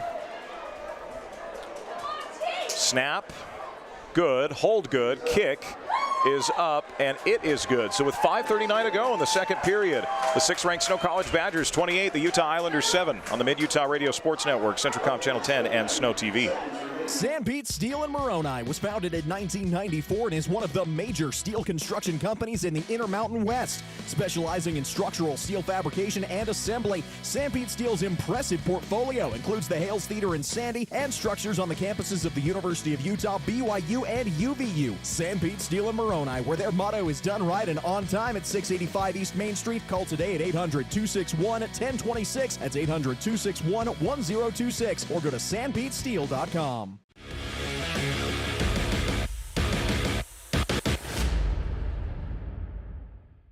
Well, a year ago, Cole, in this matchup, Badgers won it 56-0, and they were halfway there, leading it 28-0, and then a broken play. The Islanders took advantage of the mobility of Darius Strickland, threw a bomb down the right side, and DeAndre Randolph made the most of Alessandro getting turned around. You just give your guy a chance, put it up there whenever it's one-on-one coverage. That's a 50-50 ball for a reason, and they came up on the right side of the coin toss. Anderson to send deep here for the Islanders, and it will go in for a touchback. Tonight's scoreboard is brought to you by Utah Heritage Credit Union, your local credit union with offices in Moroni, Mount Pleasant, Ephraim, and Gunnison. They are proud to support the Snow College Badgers. Stay with us throughout the entire night. Coming up in our post-game show, we'll give away our Sanpete Steel Steel Man of the Game. The Sanpete Steel Steel Man of the Game given to a player who makes a tough, gritty play that changes the momentum of the game. Keep a couple of guys in mind already for that. Momentum might have changed a little bit in this stadium, but Snow College has a chance to squelch that right now. And I think that's good. That's 100% the message to the offense right now. A long, sustained drive on the ground. Just keep Utah Islanders offense off and do your business. Throwing the gun, single back at his hip is Matt Wilson. It's a run to Wilson up the gut. Not a lot of room to operate. Wilson bounces now from left to right side. Wilson cuts back, gets tripped up right at the line of scrimmage. It's going to be no gain after running a good 10-15 yards back and forth for Matt Wilson. So the Islanders, funny how momentum works and how a shot in the arm can affect the whole squad. A lot better job getting to the football for the Islanders. Great pursuit from the linebacker position, number 18 of the Utah Islanders, to be able to get a little bit of penetration and then to just keep following your running back going that way. Badgers go 2 receivers to the left with a single tight end right, single receiver right, single back here for Jack Tho. Tho goes hard counts. Nearly gets that was as close to getting offside as you could get. Play clock down to 13 now for Tho as the new play call comes in. Play clock down to 10. Tho communicates with his offensive line down to 7 with 6, 5, 4, 3, 2, and with 1, Tho gets the snap off in time. Back to pass, Tho pump fakes, evades the sack, rolls out now to his left. Jack Tho becomes a runner. Flag comes in, and Tho's just going to head for the sideline, gets dragged down out of bounds at around the 27-yard line or so, but the flag in the backfield probably indicates a hold. There's just nothing going for the Badgers on that play. Great coverage downfield as well, and I think because of that initial evade that Tho had to make, that might have been his window. Yeah, and then timing gets thrown off. You even see the tight end had a pancake down the field because he thought the play would have gone after that. Would have been over. The officials, it's going to take some conversating here. It was second down and 9. It was a 1-yard gain on the previous play from Matt Wilson. Now they're trying to sort this out. Tho wouldn't have gotten much more than that on his scramble. No. That's what we expect. So it'll be a replay of second down following the hold for the Badger offense. So we got about 2nd and 18 now. Yeah, and it's on the scramble. So initially he gets around. The left tackle was blocking well to open up for Tho, and then it's the guard that gets caught. The hand in the jersey. 4:16 to go before halftime. Play clock once again down to 10 seconds. Tho brings a man in motion. Takes the snap, play action. Tho, drop step back, throws a dart over the top. It's high, and it is broken up, incomplete. A 50-50 ball going for it. On the jump ball was number 82, Jack Dean Burke. 44 and 46 combined on that for the Islanders. That's Isaiah Afatasi and Inasi Matina, both back there as a safety and a linebacker combining to make up the PBU. And Tho got locked in on that right side of the field. That's where the play was always going to go. And then the DBs were able to just read that, come off of their assignments, and converge the ball. So 3rd down and long here for the Badgers, about 3rd and 18. They go 2 receivers to either side with a single back for Jack Tho. 4-man front here for the Islanders. 1 deep safety for the Islanders. Tho with 6 on the play clock. Takes the snap. It's going to be a run up the middle. And a decent one at that by Seth Rigtrip up the middle. He's going to get a good chunk of that, but really back to where they were before the penalty. Yeah, he gets to look over and look down that sideline and see that he got past one of the sticks. That was the first one. Yeah. That's where the original line of scrimmage was going to be. Punt unit comes out for the Badgers. Punted on their opening series. Have not punted since. And penalties have this effect on you whenever you get off schedule. Right. Offense ends up looking herky-jerky. Punt coming here from Jay Summers. Snaps a little bit to the right, but Jay makes a good adjustment on it. And a decent punt that's going to take a bounce, and the Badgers field it at around the 46, 47-yard line, where it'll be 1st down and 10 for the Islanders. So probably the best field position the Islanders have had all evening, Cole. See what they can do with it. Yeah, real close to the 50-yard line. Once again, if you just joined us, Badgers off to kind of a slow start with a punt. Gave up a big play that was called back via penalty. And then it was all snow, 28 unanswered. You had a couple of turnovers. You had a punt return for a touchdown. And then a broken play that the Islanders were able to cash in for 6. Puts us at our score right now, 28-7. 2 receivers to either side, 3:15 to go before halftime. For Darius Strickland. Badgers show blitz. They bring it on the run. Ball is free, and it's on the ground. Picked up. Dallin Sweat got in and forced the fumble. It was picked up by number 54 for the Badgers. That is Saale Kunoka Williams with the recovery. Johnny on the spot, and the ball just has some pop. Bursts out of there, and then he's able to just outmuscle the quarterback to fall on it. And so the best opportunity offensively for the Islanders turns into positive field position for the Snow College Badgers, and it seems like this offense was just out there, right? Funny how that works on the first play, but that blitz that the Badgers have brought all night long has seen so much success. So again, why go away from that? Mark Wilson's calling a whale of a game as his first as the defensive coordinator here for Snow College. And now offensively, I know I talked about the importance to calm things down and slow down the clock after the Islanders were able to get a shot play on offense. After that turnover and a turn of things, now you go for your own shot play, I think. And the snap to Tho, loads up, launches it, has a man right side, going up for it, no, and that's going to easily be a pass interference call as 2 flags come out. By hook or by crook, however you're going to get that shot, you go for it and it works. CJ Rabb was the intended receiver, number 81. He's already done some nice things in this first half. Number 8 was deep for the Islanders on defense. Armand Bean, the defensive back, called for the pass interference. You also had Roberto Balboa, the safety, coming over to help finish that off. Got to turn around for the ball. It's textbook pass interference. Isn't that, that always is something. Look, like, I'm not going to act like I was this big football guy or anything like that, or I've coached any level of football. But how many times do you hear that? Turn your head around. Badgers get a free play here. Tho's going to take a shot for the end zone. Go for it again. Has a man there, comes back to the football and gets rocked with another pass interference call. Roberto Balboa drilled him before that could even develop. My goodness, taking a shot deep on the side, Stefan Sellers. Let's look at the replay to see if this elevates to a flagrant 1 or not. He put a lot of mustard on that for just a run-of-the-mill pass interference. So the offside is declined, and on that, the mustard was mostly with his forearm, like came into it with his forearms. I don't think there's anything. Not a targeting, no. No. But if you're going to foul him, make sure you foul him, and he fouled him. Yeah, gave him a good shove. And the Badgers will look to cash in again on back-to-back pass interference penalties here. Ball advances all the way up to the 15. Well, Badgers will go with a single tight end, single receiver left, 2 receivers right side, and a single back here for Jack Tho.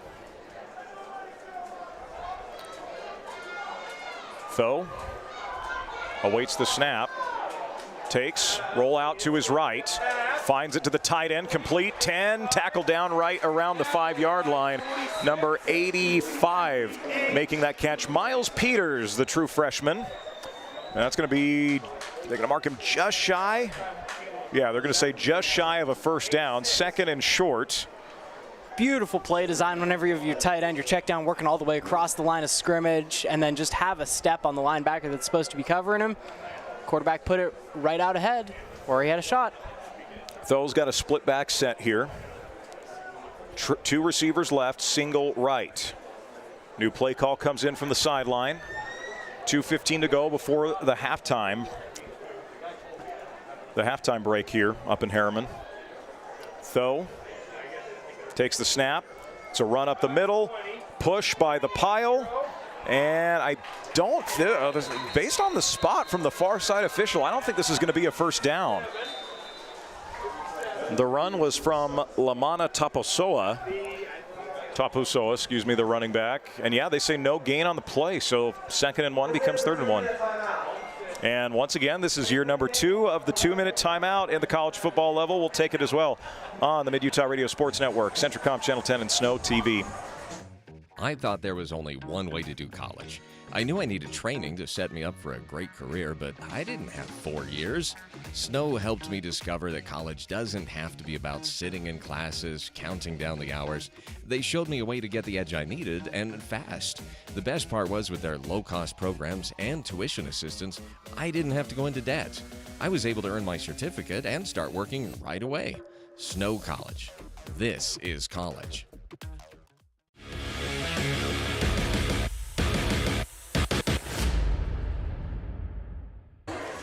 Welcome back from the 2-minute timeout. This is just year 2 of that rule at the college football level. Not a 2-minute warning, a 2-minute timeout specifically, and we'll take it. Very specific with that. That was a fun, hot topic a year ago in the college football world of things. Right. So, well, Colt's going to be a fun year of football in the state. Snow College ranked 6th in the nation. And then you've got BYU and Utah ranked 26th and 27th. If you count those outside the top 25, based on the vote receiving votes, they would be 26 and 27. Utah State's got Bronco Mendenhall now, so some much-needed structure up at Snow Badger legend Bronco Mendenhall. Make that. There you go. Was on that national championship team. So 3rd down and 1 for the Badgers out of the 2-minute timeout. They go with pistol formation here as Thow's going to hand it to Wilson right up the middle. Stutter step, falls forward, gets the first down. Doesn't get into the end zone, but he falls down inside the 5 around the 2. And a good run from Matt Wilson gives the Badgers a 1st and goal. Now you got 4 cracks at 2 yards. And I imagine we'll see a couple runs here.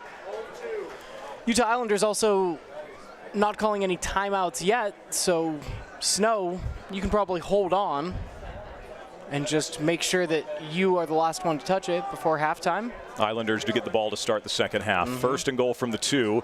It's a quick hitter on an RPO, and it's batted away, incomplete. A little bit off timing on the route, but also gives some credit to number 13, Matthew Torgerson, the defensive back, breaking that up for the Islanders. Well defended on the one-on-one coverage. And a good decision to pull by the quarterback as well, because Tapasoa was not going to be able to have much on that right side.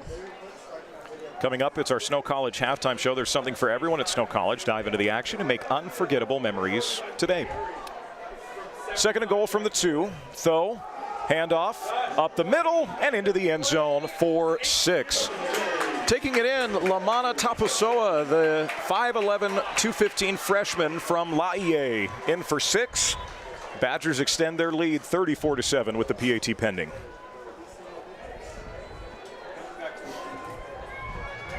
Extra point coming now for Imaj Hagan as the Badgers cap off another drive off the turnover. Cole, they've capitalized on those turnovers too. That's coaching staff's got to be thrilled about that. Yeah, it's one thing for the defense to give you the short field, and then it's up to the offense to cash in. They've been able to do it. Extra point coming here for Hagan.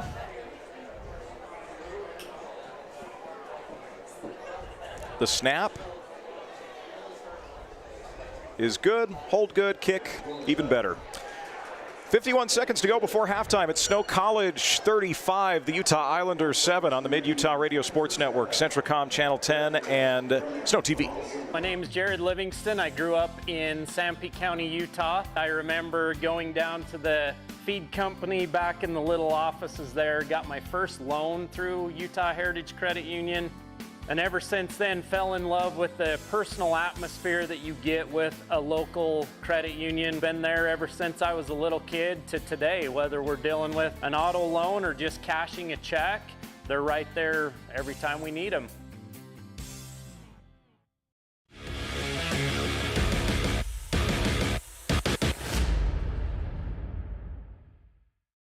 Welcome back on in. Badgers lead 35-7, looking like the 6th ranked team in the country, Cole. Punishing teams off of turnovers, capitalizing on mistakes. That's what great teams do. That's what the Badgers have done in this first half here tonight. 2 turnovers so far, lost by Utah, and both answered by touchdowns from Snow. Hagan sends a deep return opportunity here from Polanco. He sends left side, some speed to the outside, and Polanco's forced out of bounds. A good wall formed by the Badgers special teams. And now with 1:07 to go before the half, the Islanders will try and get out and get another strike. It would be a big boost for Utah to get in the end zone here, Cole, because they get the ball to start the second half. You talk about kind of that double momentum heading into a half. But the only real offensive success they've had has either been called back via penalty or they've kind of had a broken play. And so you wonder their confidence even in their offense by not calling some timeouts on defense to preserve some time for your offense here. It ends up being, instead of a borderline 2-minute drill, it's a 1-minute and 7-second drill. We'll see what they can do with it. It's got to start here on first down because you got to start getting some chunks early. Strickland in the gun, 2 receivers to either side with Polanco at his hip. Snaps Strickland. Polanco, nowhere to go up the middle. Junior Kafusi has had a monster first half, forced a fumble.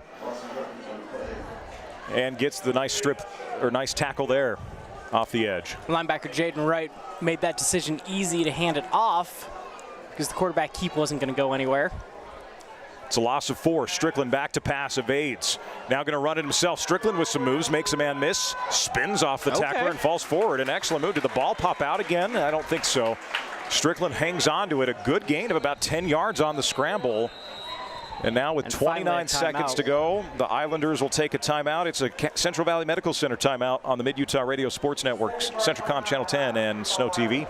For over 70 years, Cache Valley Bank has been a part of Utah's financial landscape with 23 branches across the state of Utah. Cache Valley Bank isn't just a bank. We're neighbors, partners, and your financial advisors. Committed to building stronger communities one transaction at a time with secure and reliable solutions, whether it's buying a home, expanding your business, or simply managing your day-to-day finances. Visit any of our locations in Ephraim, Mount Pleasant, Fairview, or Nephi.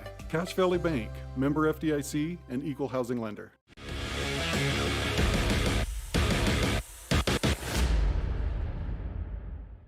Welcome back on in. Timeout made possible by our friends at Central Valley Medical Center. From orthopedics to pediatrics, trust CVMC. So third down and short call. That was really a good 12-yard scramble there from Strickland. That scrambling ability's paid off a little bit for the Islanders here. We'll see if they can keep this alive with just 31 seconds on the clock. Badgers show blitz. Strickland back to pass. Running out of time. Delivers, and it's nearly intercepted over on the far side. Jaden Robertson already with the punt return for a touchdown. Was potentially seeing a lot of green. Gets his paws on the football. Forces fourth down, and punt unit will come on here for the Islanders. Cardinal rule of quarterbacking, can't be late to the flat or your cornerback. That's, like you say, especially a guy like Robertson was going to be able to turn that into 6 the other way. And Robertson goes from almost making the play there to trotting back, getting ready to return another punt himself. Yeah, do you kick to Robertson here with 26 seconds remaining? I mean, I think that's a legitimate question you need to ask if you're the Islanders. He's setting up shop just at the Snow College 35. Not a lot of confidence in this kicker. So if he can get some momentum in front of him, 26 seconds is plenty of time for the Snow College offense. Well, and on the punt he returned, it was a low kick, not a lot of hang time. He had so much room to start his momentum and his run. Snap is good. The run out gets it away. This is a much better kick. Robertson catches at the 31, makes a man miss. Gets to the 40, has blockers ahead, 50. Robertson stutter steps, will take it out at the 45-yard line. A great return from Robertson. And oh boy, pushing on the sideline again. Maybe not, maybe it was just a trip, because usually when you see, I don't know, Mario Williams Jr. took a spill. Robertson, that whole play went towards the Utah Islanders sideline, got it all the way into Utah Islanders territory up to the 43, and so if you had added 15 on that, you're in field goal range even no matter what level you're at. 13 ticks on the timer before we get to halftime. See what the Badgers elect to do here on their own 43-yard line. 2 receivers to either side. Here for Jack Tho. Single back is Matt Wilson. Throw back to pass. Throws sideline. It's very high. Oh, and a pop on the sideline for the intended receiver. Trying to go up and get that was C.J. Rabb. Glad to see him hop up okay. Or my apologies, that's number 80, Stephon Sellers. Clock down to 8 seconds. Rabb has had a touchdown. Sellers has had a touchdown. A lot of action here for the receivers. Again, 2 to either side with 8 seconds left. Tho takes the snap. It's going to be a run. Wilson up the middle. A little push forward, and he's dropped back after a gain of 7. We'll see if Coach Erickson elects to use a timeout, and he will not. The Badgers will just let that go into the half. Your halftime score, number 6, Snow College 35, the Utah Islanders 7. We'll bring it back to bring you your Snow College halftime show nets with stats and scores. You're tuned in to Snow Badger football on the Mid-Utah Radio Sports Network, CentralCom Channel 10 and SnowTV. My parents know nothing about gaming. I told them we needed CentralCom Fiber because it's by far the fastest and most reliable internet speeds. Hey bud, dinner's ready. Time to turn off the game box. All right, this round's almost over. These days, kids do a lot of their homework online. They talk to their teachers, they receive assignments, and they do research, all from our kitchen table. That's why I chose Centricom Fiber Internet. They have the fastest and most reliable connection, so my kids can stay on top of their schoolwork. CO Building Systems in Ephraim manufactures a complete line of pre-engineered metal buildings of all sizes. Plus, they are your headquarters for custom metal roof and wall panels for your home or business, including all trim and accessories. All of their roof and wall panels are available in several gauges and over 20 different colors. For a free cost estimate or more information, contact CO Building Systems in Ephraim. 800-262-5347. That's 800-262-5347. Online at cobuildings.com.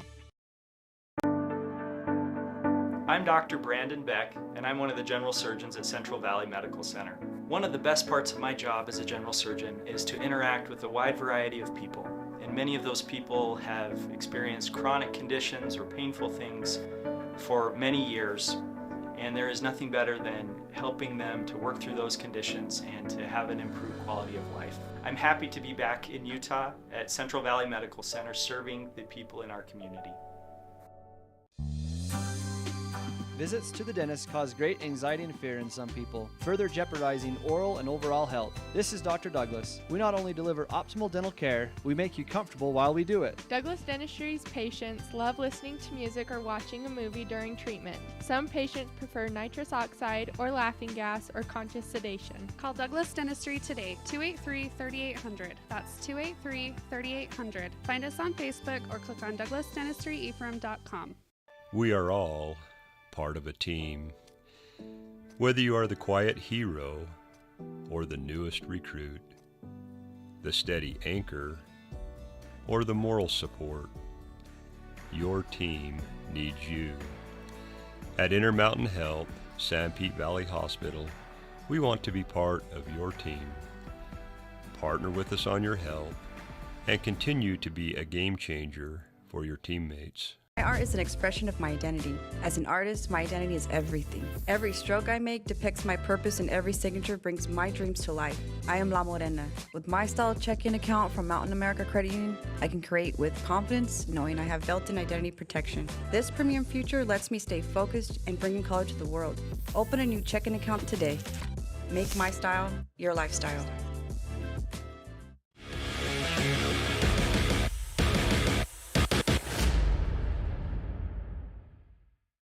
Welcome back on in, 35-7.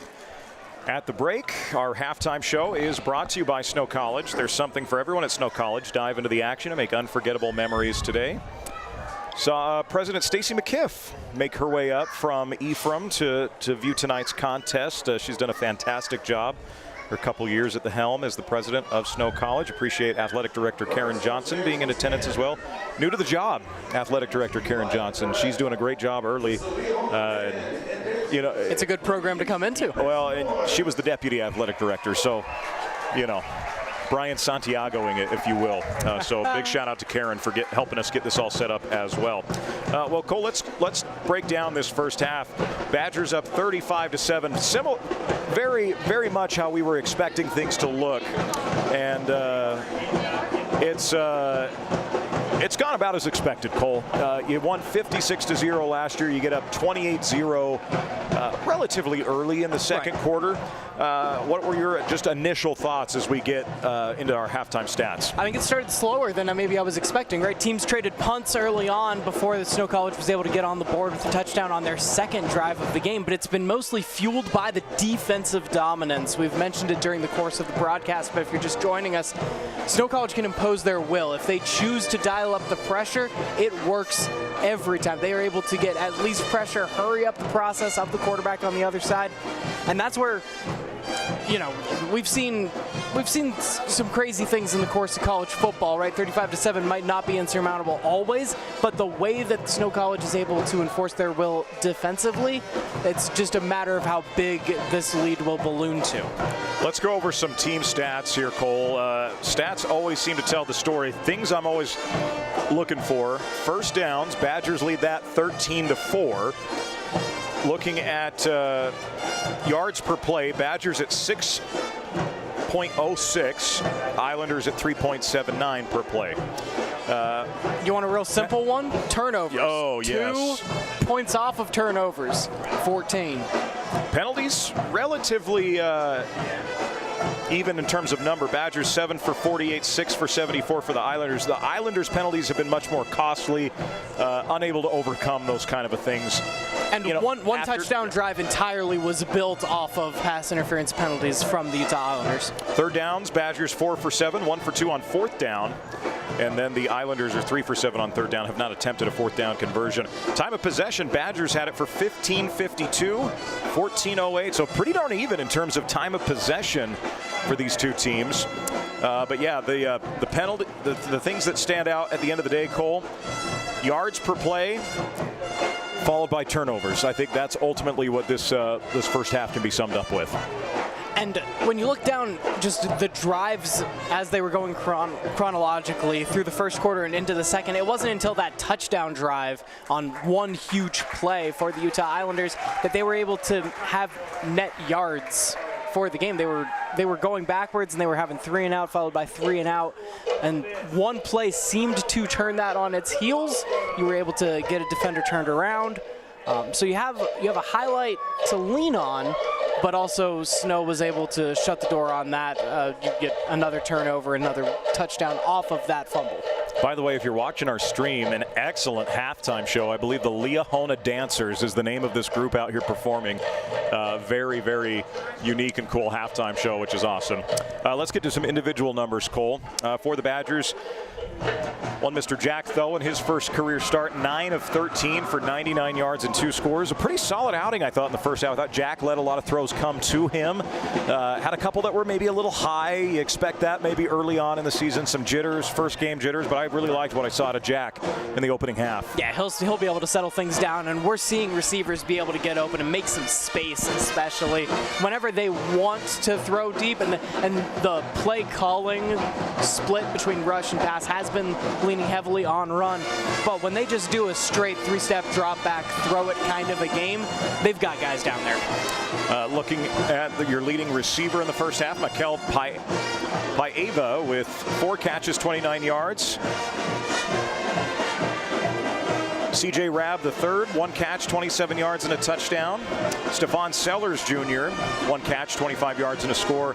Ridtrup out of the backfield, 2 for 9, and then the tight end, Miles Peters with a 9-yard reception. So overall, Badgers playing, spreading it out a little bit, and some targets didn't come down with it because of pass interference calls too, Cole. I think this is a deep receiving room. Saw a lot of bodies out there. And then the run game, it's a two-headed monster between Ridtrup and Matt Wilson. Ridtrup 6 rushes, 53 yards.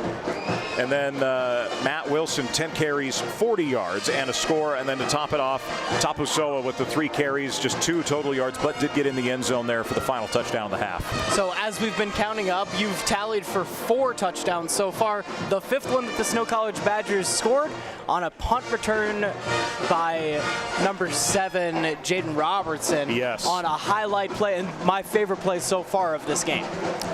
Tackling leaders, one Mr. Dallin Sweat grew up in the backyard of the Badgers. He leads them in tackles at 4 here at the half. Good outing from Dallin in his first start. Sacks, 2 sacks on the game from Jaden Wright, along with a sack from Junior Kafusi and Keegan Hall, another relatively local kid out of Nephi.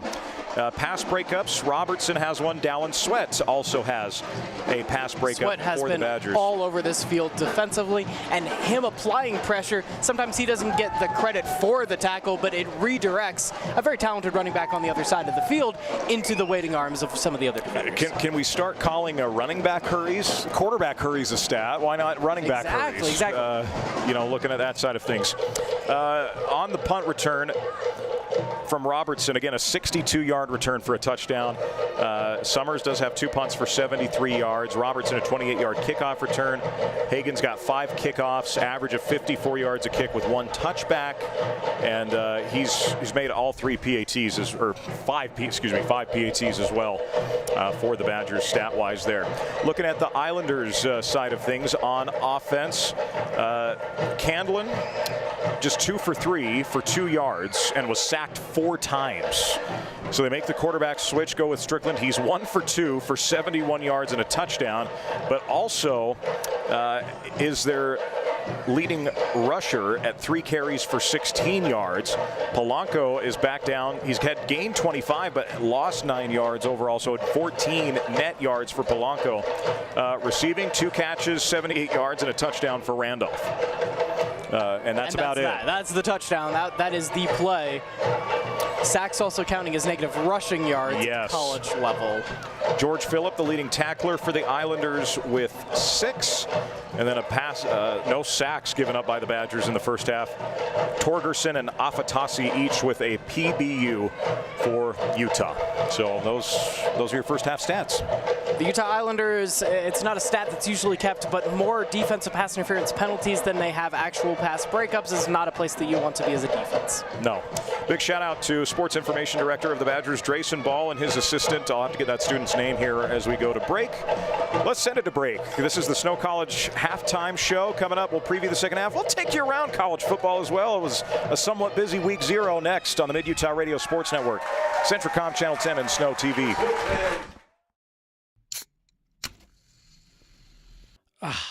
Doesn't that sound relaxing? At Risk Managers, we want to help you always feel that relaxed. So when you hear this,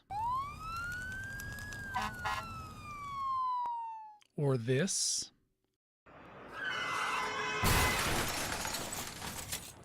or this, you know that you're protected. Peace of mind insurance solutions for individuals and businesses, so that you can always sit back and enjoy your drink. Sanpete Steel in Moroni was founded in 1994 and is one of the major steel construction companies in the Intermountain West. Specializing in structural steel fabrication and assembly, Sanpete Steel's impressive portfolio includes the Hales Theater in Sandy and structures on the campuses of the University of Utah, BYU, and UVU. Sanpete Steel in Moroni, where their motto is done right and on time, at 685 East Main Street. Call today at 800-261-1026. That's 800-261-1026. Or go to sanpetesteel.com. I thought there was only one way to do college. I knew I needed training to set me up for a great career, but I didn't have 4 years. Snow helped me discover that college doesn't have to be about sitting in classes, counting down the hours. They showed me a way to get the edge I needed, and fast. The best part was, with their low-cost programs and tuition assistance, I didn't have to go into debt. I was able to earn my certificate and start working right away. Snow College. This is college. I'm J.L. Larson. And I'm Sarah Larson. And we're the owners and operators of Freedom Ford in Gunnison, Utah. We've been in business now for 38 years. Of those 38 years, we've done business with Utah Heritage Credit Union for over 20 of them. Even our kids have savings accounts there. Utah Heritage is a great staple to Sanpete County. Homegrown credit union here that has helped, I believe, thousands of families throughout the valleys. For over 70 years, Cache Valley Bank has been a part of Utah's financial landscape with 23 branches across the state of Utah. Cache Valley Bank isn't just a bank. We're neighbors, partners, and your financial advisors. Committed to building stronger communities one transaction at a time, with secure and reliable solutions, whether it's buying a home, expanding your business, or simply managing your day-to-day finances. Visit any of our locations in Ephraim, Mount Pleasant, Fairview, or Nephi. Cache Valley Bank, member FDIC, and equal housing lender. This school year will be different. This year, I'll do my assignments on time. I will listen to my teacher. I solemnly swear. I won't eat any glue. I'll do my homework every night. Every night. Research? No problem. School, I got this. This year will be different. Visit Centricom.com to power your education with the best internet experience. Everyone succeeds with School to the Power of Centricom.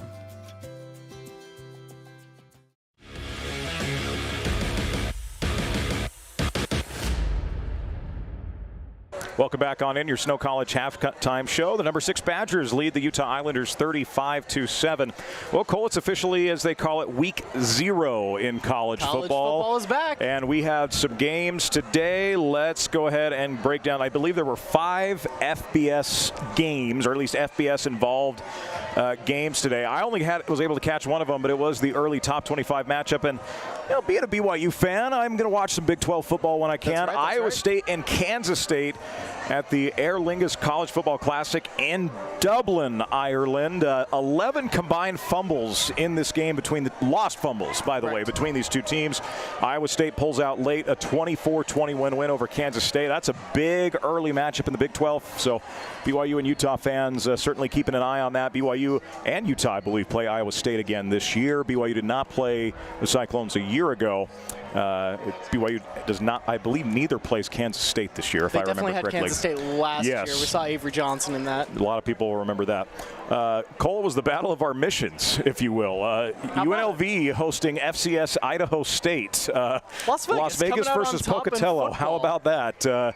And Dan Mullen, the new head coach at UNLV, has brought in a lot of talent from the transfer portal. A lot of people picking UNLV as a sleeper to be that at-large power or group of 5 team to make the playoff. Qualifier, well, they struggled with Idaho. It took 4 quarters to get it done, and frankly, a 4th quarter comeback. I was following this one on my phone, but the Bengals ultimately fall down in Vegas at Allegiant Stadium to UNLV. Another Big 12 matchup, Big 12 Mountain West. Kansas takes on Fresno State. Utah does play Kansas this year. BYU does not. Kansas beats the Bulldogs 31-7. That was fairly expected. I don't think Fresno's going to be anything to write home about in the Mountain West this year. Future Pac-12 oh, so sorry. team, Fresno State, that you're bad-mouthing right there. Is UNLV going Pac-12? I have no idea. I can't remember. I assume that most of the Mountain West is becoming. I know Utah State and Boise State are. Gonzaga is going to be a Pac-12 non-football school anyway. But a good win for the Jayhawks to get things started on them. Jalen Daniels. Kansas football was a joke growing up, literally, and now they're 2-0 against BYU since BYU's joined the Big 12, and running a much better program there. A couple games. Other than there were a couple seasons like spurted in for Kansas, but Kansas is that's a basketball school, as they say. Well, as of late, the Jayhawks have been 7-10, Right. I don't know. That's a whole other rabbit hole we could go down. We've been talking about Laie Hawaii kids playing for Snow College so far today. The reason we have a week 0, you could say, is because the Hawaii Rainbow Warriors get in action, and they're also playing. That game's still going on in the 4th quarter. They're trailing Stanford 20-17, and then Sam Houston's playing Western Kentucky, and the Hilltoppers have control there 41-24. Yeah, so 2 BYU FBS opponents playing today. Iowa State getting the win. Stanford currently leads. Stanford is in a couple of weeks for BYU. That's a whole mess at Stanford. Firing a coach in the spring unexpectedly. You bring in former Indianapolis Colts and Carolina Panthers head coach Frank Reich to run things. Who Andrew also Luck brings back former Stanford quarterback and Indianapolis Colt connections to Andrew Luck. Andrew Luck is the GM, kind of running some things there. So they're hoping for a reset at Stanford, but BYU literally stole Stanford's quarterback in Bear Bachmeier, who was going to start. And anyway, so Stanford, leading Hawaii. Western Kentucky up 41-24 on Sam Houston. BYU's FCS opponent was also in action today. Portland State. I don't think it's going to be 20-6 a year ago, like it was 8 years ago when you and I first met during that rough year, Kalani Sitake's second year. Tarleton State leads at 42-0. Beat Portland State 42-0 was the final. So I'm fully expecting a true freshman in Bear Bachmeier to drop 70 on Portland State next week, but I digress.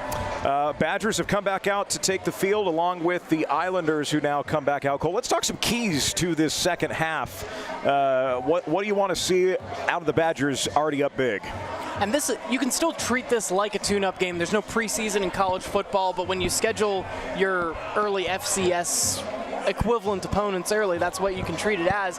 And so to see the turnovers, there was a close turnover, one fumble that hit the ground, but they recovered it. But also the penalties, especially for the Snow College Badgers, have stymied a couple of drives where you took one step forward, 2 steps back. The only times on offense that you haven't just been clicking, it's because you were set off schedule, and you can very easily clean that kind of thing up in a little locker room pep talk speech.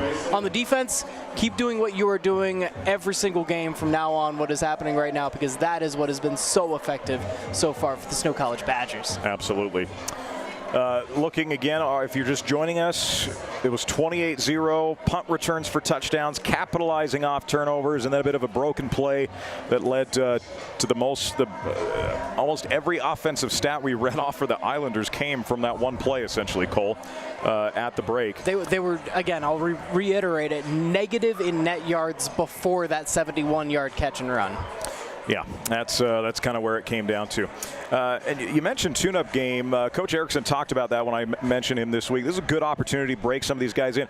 Look at if you're listening to this, you think, man, they're saying a lot of the true freshmen, the redshirt freshmen, sophomore. That's junior college football. That's what you're going to get. Those are the bodies you're going to have out there. That's what the eligibility is going to be out on the field for you. And yeah, that's a good. This is their first experience at the next level, a lot of these guys, and yeah, good to break them in this way. Beautiful night, by the way, here in Herriman. The lights are officially on. The sun is officially set, so we can no longer see Kennecott Copper Mine over in the backfield. That was my dad's first job out of college. Was working for Kennecott. So kind of a funny. I don't want to necessarily call that a full circle moment by any means, but. It's a good view. It's a good view. It's a beautiful view that we've got up here at Zions Bank There's not Stadium. a bad view in the state of Utah when it comes to sports. You set it against whichever mountains you want to pick, and you can sit back and relax, and it helps the broadcast as well. We have a great broadcast team making it possible today, and yeah, it's been gorgeous all night. Let's give a shout out. We've got 3 Snow College students helping us on this broadcast. Lily Miller and Nate Kingston on the camera work. Joe made some good hires. They were good conversation on the drive up, that's for sure. And a big shout out to Dylan Johnson helping us out with statistics. Talked to him at the break. He's helping SID Drayson Ball, sports information director there. And he is in Professor Wilkinson's nutrition class this semester, I found out. So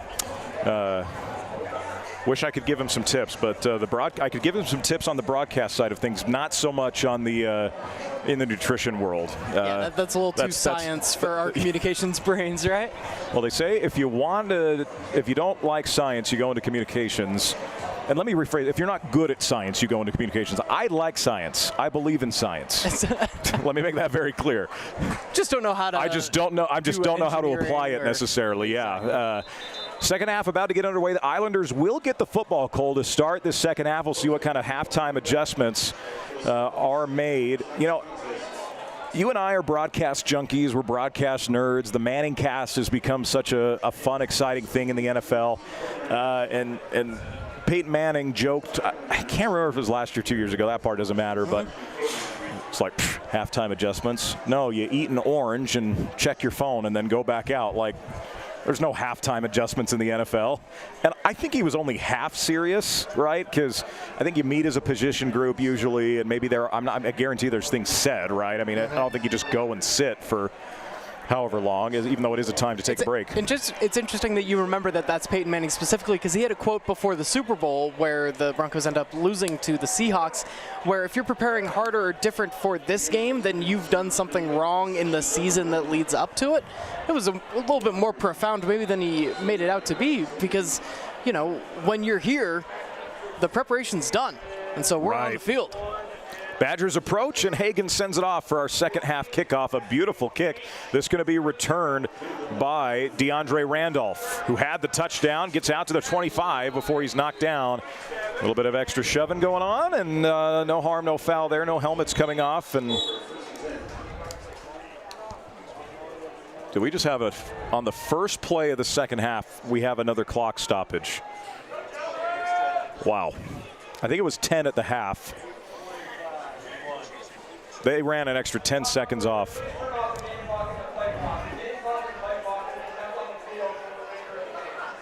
And they've had enough of it. Wow. They turned it off. And the refs will be keeping track. Wow. And I would imagine there was a talking to at halftime That should be we're talking halftime adjustments. Cole Wissinger. The guys in the booth need the adjustment as well. Strickland runs out to his right, tries to stay behind the line of scrimmage. It's caught. An excellent run and catch. Kenyon Jackson, the wide receiver, gets out to the 40-yard line. A good 15-yard gain. Great awareness by Strickland to stay behind the line of scrimmage. And an immediate first down. So halftime adjustments, Utah is able to come out with only 3 first downs in the whole first half. Their first play offensively is a first down.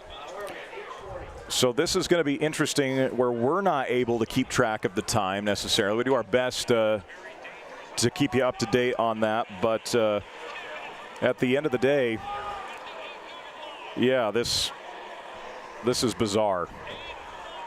But they've just completely asked us not, or they've completely asked the clock operator to just turn it off. 15 seconds into the half. So the clock that you see on our broadcast is not going to be accurate. They haven't turned it off officially yet, and an opportunity for a pick on play number 2. Strickland threw it across. I want to say that's 28. 26, Alexis Alvarez, the sophomore corner from Las Vegas, Nevada. Shout out UNLV. Yeah. You spent some time, obviously, in Vegas. Denton Geyer High School. Does that ring a bell at all? Does not. Yeah. But if it's not Bishop Gorman, it's going to be a hard time for me to remember it. There's a lot of schools down in Vegas these days. Second down and 10 for Strickland. 4 down lineman for Snow. Badgers show blitz off the edge. They bring it in a hurry. Strickland rolls to his left. Ooh. The mobility, he's got a lot of room. Strickland heads for the first down. He's got it. Scampers out of bounds. The mobility of Darius Strickland is giving them a shot in the arm, Cole. It did in the first half. Certainly is now. And there was an opportunity for interior pressure. Kuanuka Williams had an inside step, and then there was a late pickup. And then the quarterback was able to run out. Again, a reminder for our audience to ignore the clock that you see on your broadcast because the clock operator's been told to turn it off. It's a 0. They're going to send it on a 0. They asked to set the clock to 0. You and I have watched a lot of football, Cole. I haven't seen this. Never have quite seen this. So I'll try to keep a rudimentary clock for us up here just so we have a guesstimate of where we're at in the game. Strickland throws, complete. That is caught by, I believe, number 2 once again. That's DeAndre Randolph, who had that touchdown for the Islanders in the first half, moving the ball pretty well here on this drive. Randolph's a playmaker there already across midfield up to the 41-yard line of Snow College. Tell you what, the mobility of Darius Strickland has really benefited. And when there's constant pressure from the defense, that is what's important. It's those 4 sacks that was one of the key stats at halftime that would institute that change. Got 2 receivers to either side, single back set here for Strickland. Badgers show 4-man front. Blitz comes in now with a 5th man. Strickland rolls out to his left. Strickland's going to run it again. He's got room, and he's got a first down as he runs into a defensive back and then takes the hit out of bounds and stays standing. How about Darius Strickland? And some good perimeter blocking as well to boost that. Whenever you have man coverage, it leads to more opportunities to scramble and run whenever the defender's backs are to you. That block out front. Malachi Ipiu Batimana, the wide receiver, making that block.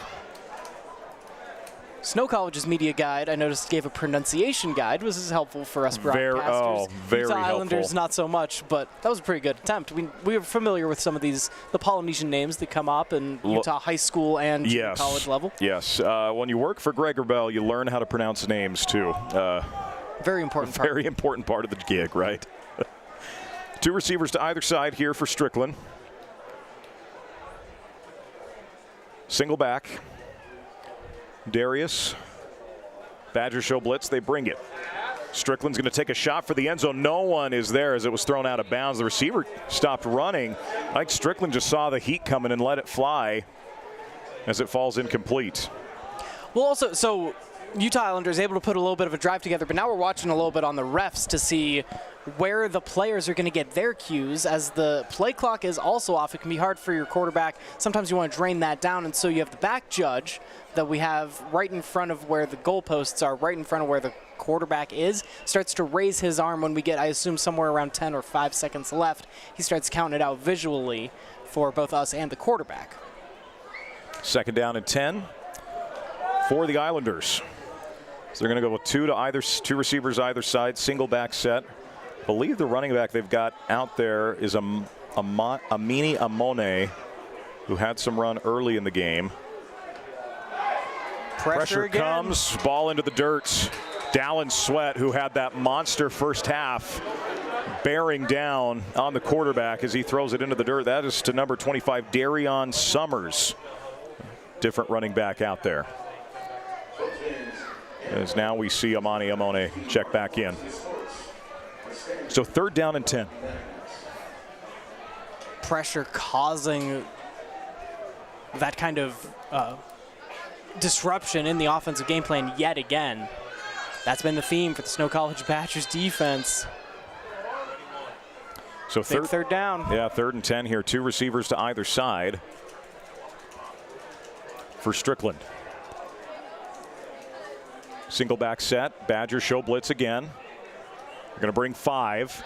Fire from Strickland. Intercepted! The Badgers pick it off. Martin Alessandro with the INT as a flag then gets thrown very, very late. This is interesting. If this is after the play, the interception should still count. But a free rusher. But if it's a late hit. Yeah. That'll give you an automatic 1st down. And on a big 3rd and 10, 3rd and long, that's the only way they're getting bailed out in that situation. You'll love to see that for Martin Alessandro. He's the one who fell on the touchdown, makes up for it with the INT. Okay. Wow.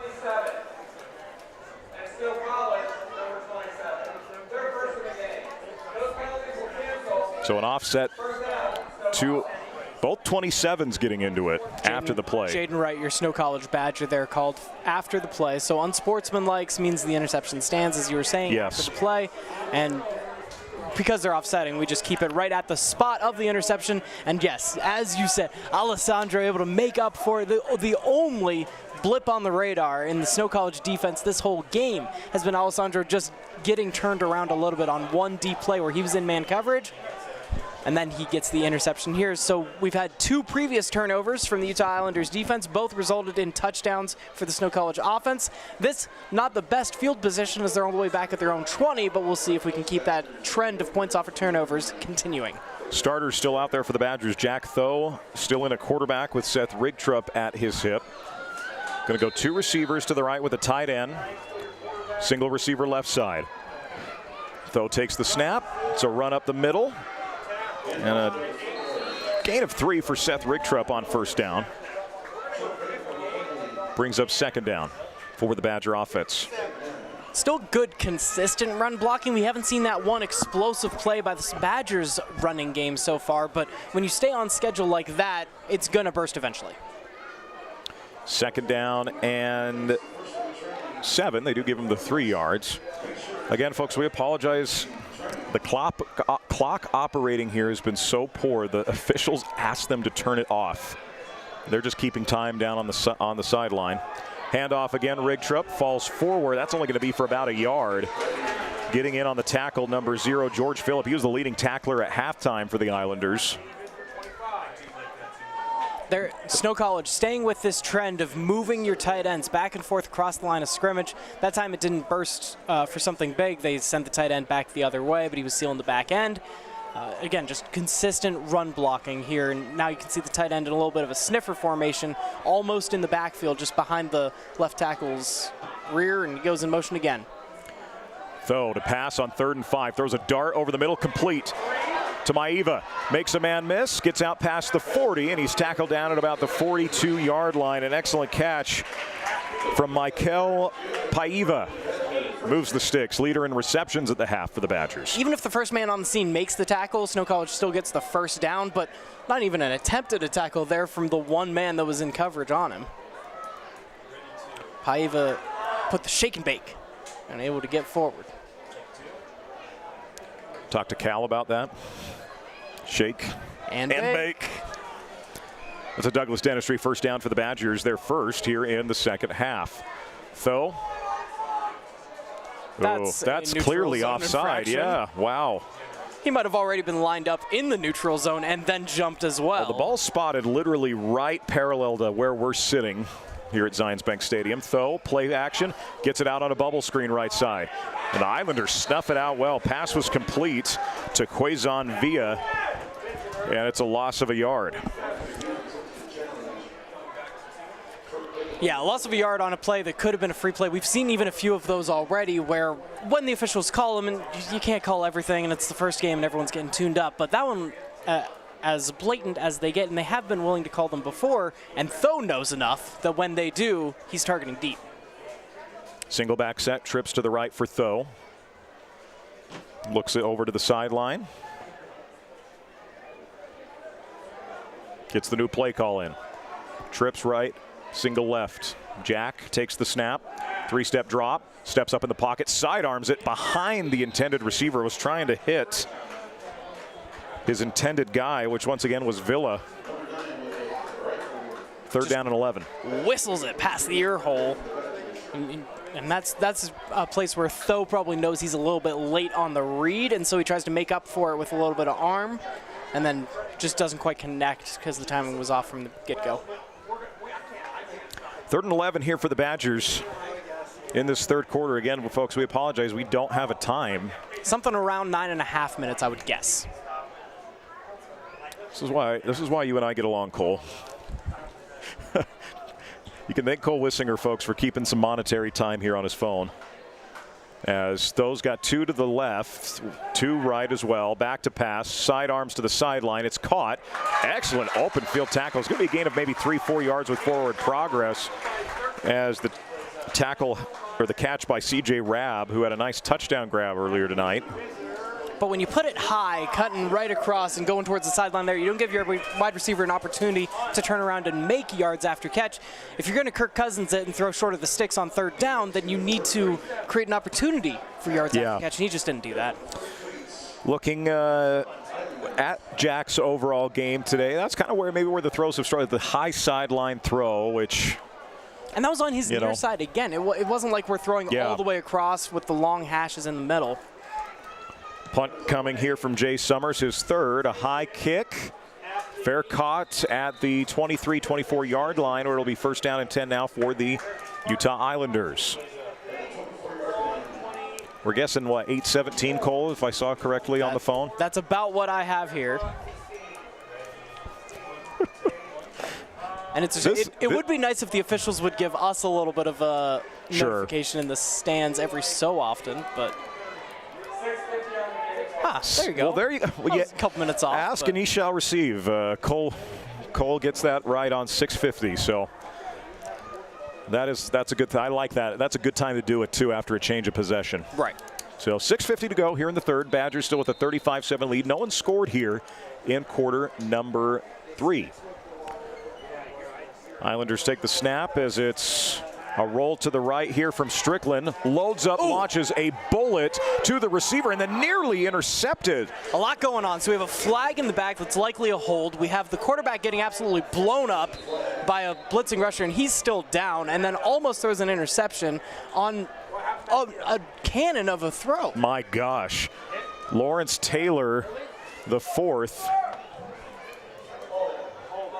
with the hit, as the quarterback is still down. And on the sideline, we see Levi Candlin warming back up.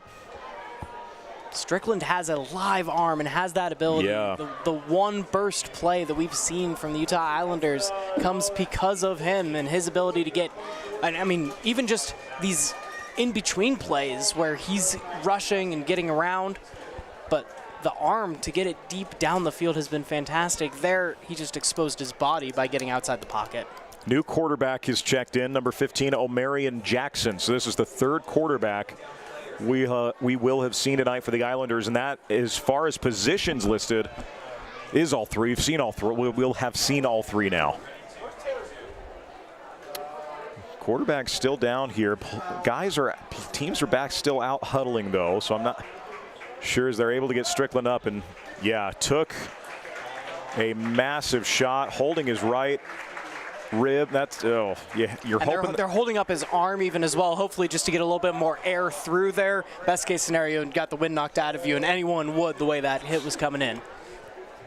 I'd be hoping for some bruised ribs at that point, which is a shame. Strickland had really, and that was a cannon of a throw, Cole, just on the run. Really impressive. So now we'll do some quick scouting on the new court. We've seen two already. We'll see exactly what Omarion Jackson provides and what his signature will be on this game. Jackson goes 3 receivers to the right, single receiver high. Jackson takes the snap. Quick hitter to the outside. A near one-handed snag by Randolph. And then the pass was broken up. I want to say that was Lawrence Taylor the fourth again in coverage. And you've got a couple two deeps now in for the Badgers. They've made a couple of subs defensively. Court Moon in at linebacker, the Richfield product. Of course, those maybe unfamiliar with Snow know they have an excellent Richfield campus as well.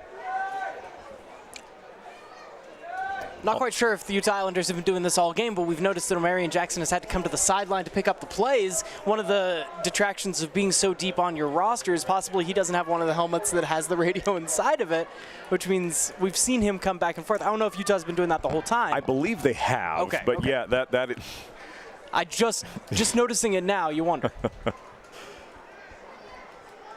Clap of the hands for Jackson. Going to try to escape. Heads up field, falls forward, and also has some mobility to him. A gain of 8 on second down. The problem was you had a hold on the play where Strickland got hurt. So 3rd down and 12 coming up here.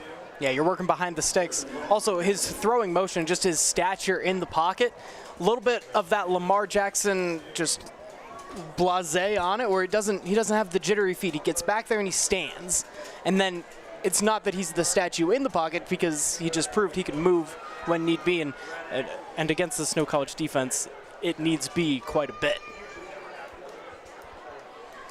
3rd down and 11. As Omarion Jackson started the night, the 3rd quarterback, it is now in due to a benching and then an injury. Badgers show blitz. They'll back off of it and send 4. Jackson pumps with it. Gonna send it deep on a streak down the field and through the arms of DeAndre Randolph.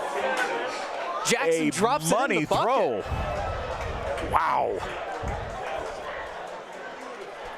Absolutely gorgeous. Stays in the pocket, doesn't panic with the pressure.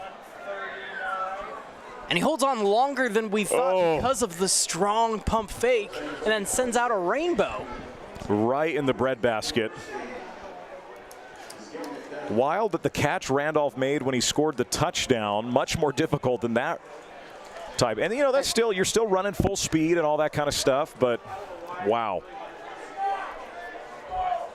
Punt coming. It's a high snap, corralled, lefty boot. Robertson won't get a chance to return this as it goes out of bounds. And he looks bummed. I don't blame him. He wants a second return TD. Badgers will have it at the 40-yard line as the offense will come back out. Saw a lot of 2s out there on defense, Cole. Wondering if we're going to start to see a few more of those on offense as well. Yeah, this is about that time. We'll see if the officials give us another reminder. I would guess around 4:30 is where the clock is sitting. 5:05, so not a lot of time off on that situation. Still in the 3rd quarter, though, and we'll see if it takes until the 4th before we see that second team. Tho definitely out there leading the unit. Yeah, same starting offensive line, same receivers out there for the Badgers.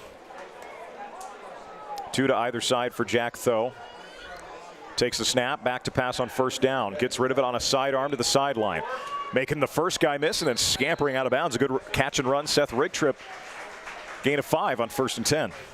Tho knows where his checkdowns are, and that's very important for a quarterback to work through the progressions. We've seen a lot of really encouraging stuff out of Tho, even on the little things that would stand. Whenever you're coming in for the first time, right, replacing an All-American from last year, this is going to be the quarterback for Snow this year, and he's looked good.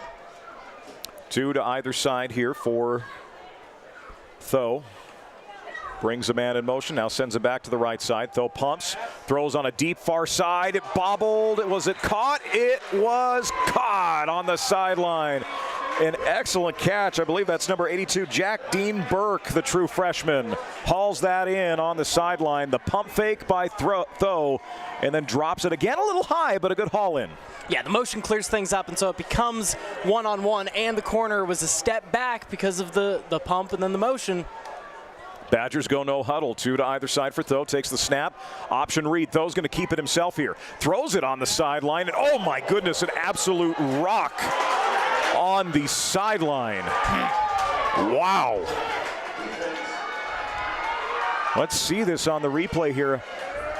Maiva with the reception. It was a forward pass. He got forward and then just lit up by Isaiah Afatasi. It's taken a little bit of separation here, and I think Maiva is down. On the Snow College sideline, so he's able to just, when they do get around to moving him, he's already right there. Looks like he's up. The other thing to watch, the officials didn't call it here, but we were able to see pretty clear on the replay. If you're waiting that long into the play, that is a run-pass option, RPO. The offensive linemen were quite a bit downfield at the point where it was thrown, to the point where you cannot do that. It was a forward pass, too. Tho fires a dart. It's tipped and intercepted by the Islanders. Heading the other way. Tip drill. Is that 23 or 33 with the INT? 23, Jalen Dennis, the defensive back. Off the tip ball, and the Islanders get it right back. First turnover of the game for the Badgers. And it came as they're approaching the red area as well. At that point, that's just getting your hand up. Good defensive play. Tho placed it in a good spot. He was going down low, right? He's brought it down from those high balls that he's been throwing before. 3:13 in the third quarter clock, according to our lead official. As an unfortunate series of events there for the Badgers, seeing a guy get rocked on the sideline and then turn the football over for the first time tonight. Really sluggish third quarter. Yeah, an opportunity as they come out of the locker room. A 35-7 lead looks really good, and you're thinking about how it ballooned to 56, and they had some games that were even more ridiculous than that last year.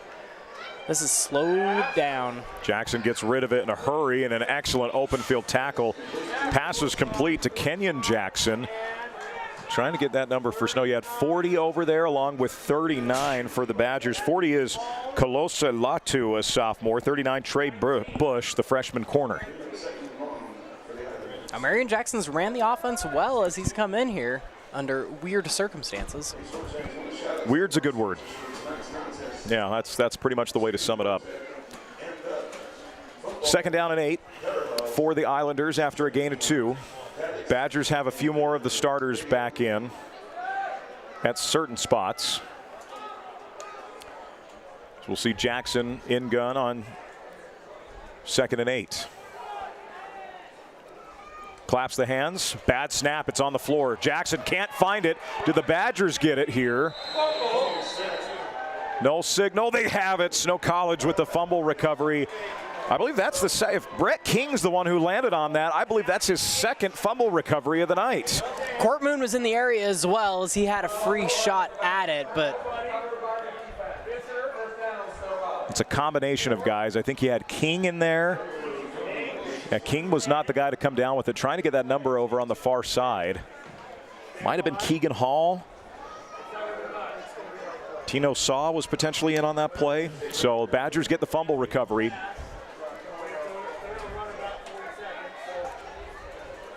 And now find themselves in their best field position of the night, down inside the 10, right at the 10. Yeah, there's good starting field position, and then there's you should score here field position. So it was officially recovered by Saale Kunoka Williams. Though, handoff up the middle. Tackle made immediately by the Islanders' number 3, Itano Foster, for a loss. Tapasoa didn't have a lot of an opportunity on that run. Second down coming up here for the Badgers. Backed up now to the 11. As they get a new play call in from the sideline as well. Quick huddle. Single receiver left, single tight end on the left side as well with the single back and 2 receivers. Jack Tho brings his tight end from left to right, takes the snap, and we're going to get a false start on the Badgers. I don't know that the tight end Fangupo ever got fully set again, Cole. But it's going to be called on number 68 if I heard correctly. That's Beveridge that we saw come in early on. Yeah, as long as your tight end is moving laterally, you're okay with it. And that's been the case. Get a little bit of momentum as you're going out for that flat route. Single receiver to either side now with a 2 tight end look for the Badger offense on 3rd and goal, or 2nd and goal still. Now a lot of movement here. Got to call that. We go in encroachment? We sure are. That'll give the Badgers back those 5 yards. Forward, back. Again, penalties just plaguing both teams in the first game of the season. Yeah. And once again, a reminder, folks, they asked the clock operator to turn off the clock. Don't want to harp on it, but out of a performance issue. Right. So the officials are keeping the time on the field. We're sometime under 3 to go in the 3rd quarter, I would imagine.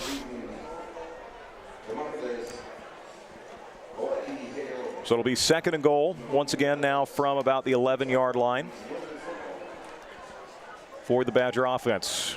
Tho takes the snap, surveys, becomes a runner, fires on the run, and it's caught for a touchdown. Unbelievable snag. Mikal Paiva with the snag. Improvisation from Jack Tho. Throws on the run as he's going down. Excellent play from the freshman quarterback. The pocket opened up right in front of him, and he had an opportunity to run, but also he kept his eyes downfield, which is the most important thing for a quarterback. No matter how good you are and how talented you are at scrambling, to keep your eyes downfield and to be able to change that arm slot and get it right where it needs to go. Extra point coming here from Hagan. As once again the Badgers bring everyone in motion prior to the snap. Hagan's kick's on the way, and it is through. So, with an estimated about 2:45 to go here in the 3rd quarter, Snow College 42, the Utah Islanders 7 on the Mid-Utah Radio Sports Network, CentralCom Channel 10 and Snow TV. CO Building Systems in Ephraim manufactures a complete line of pre-engineered metal buildings of all sizes. Plus, they are your headquarters for custom metal roof and wall panels for your home or business, including all trim and accessories. All of their roof and wall panels are available in several gauges and over 20 different colors. For a free cost estimate or more information, contact CO Building Systems in Ephraim, 800-262-5347. That's 800-262-5347. Online at cobuildings.com.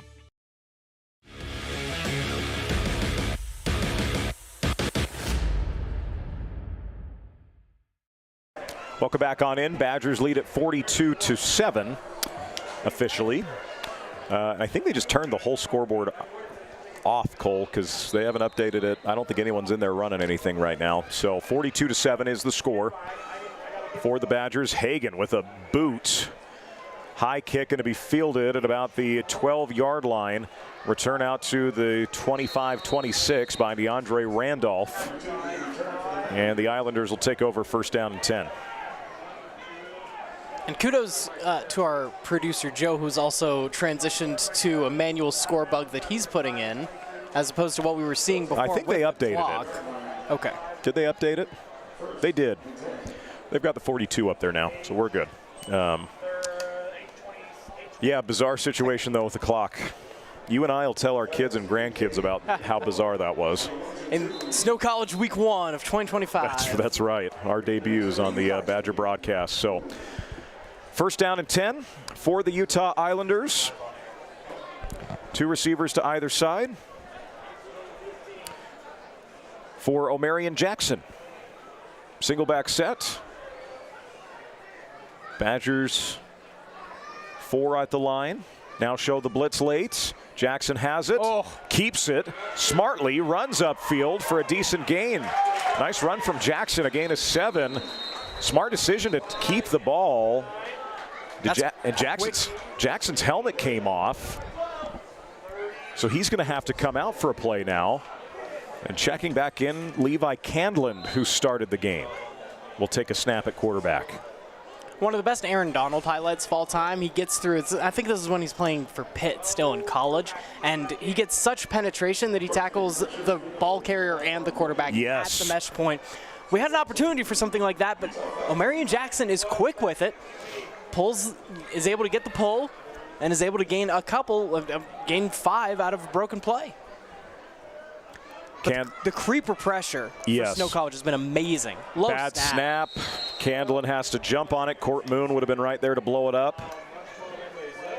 Loss of 4 on the play will bring up 3rd down and 9.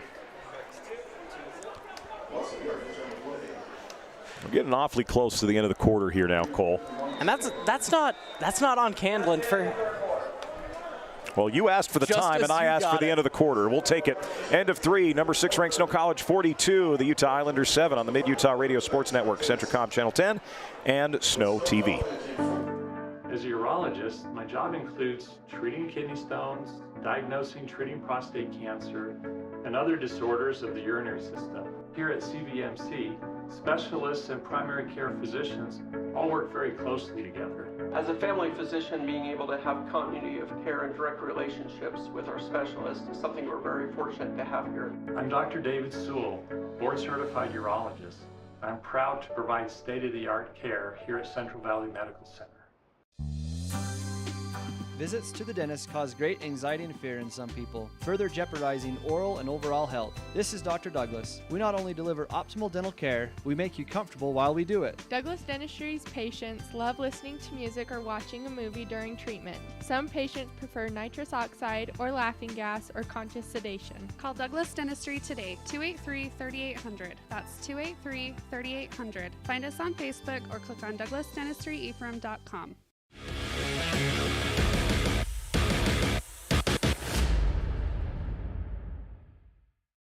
Fourth quarter about to get underway on our Utah Heritage Credit Union scoreboard. UHCU for auto, ATV, mortgage, and new home construction loans. 6th ranked Badgers leading the Islanders 42-7. Islanders with a big 3rd down here offensively. Jackson's back in the game at quarterback after the bad snap. O'Marion claps the hands.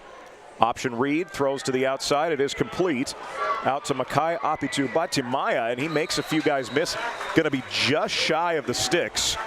He's pointing 1st down, but the way the officials are standing, it's going to be a full yard shy. Yeah, our near side official that was closer to the play is a full yard, maybe a yard and a half shy of where he needed to be, and this is your opportunity, Utah, to go for one of these short yardage.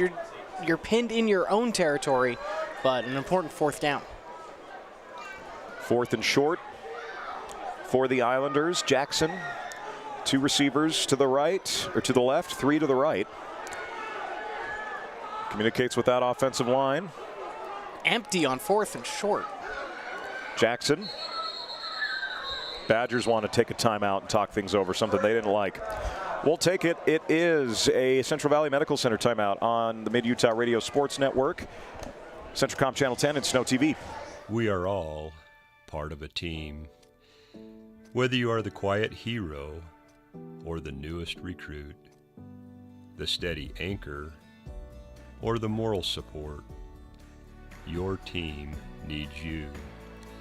At Intermountain Health, Sanpete Valley Hospital, we want to be part of your team. Partner with us on your health and continue to be a game changer for your teammates.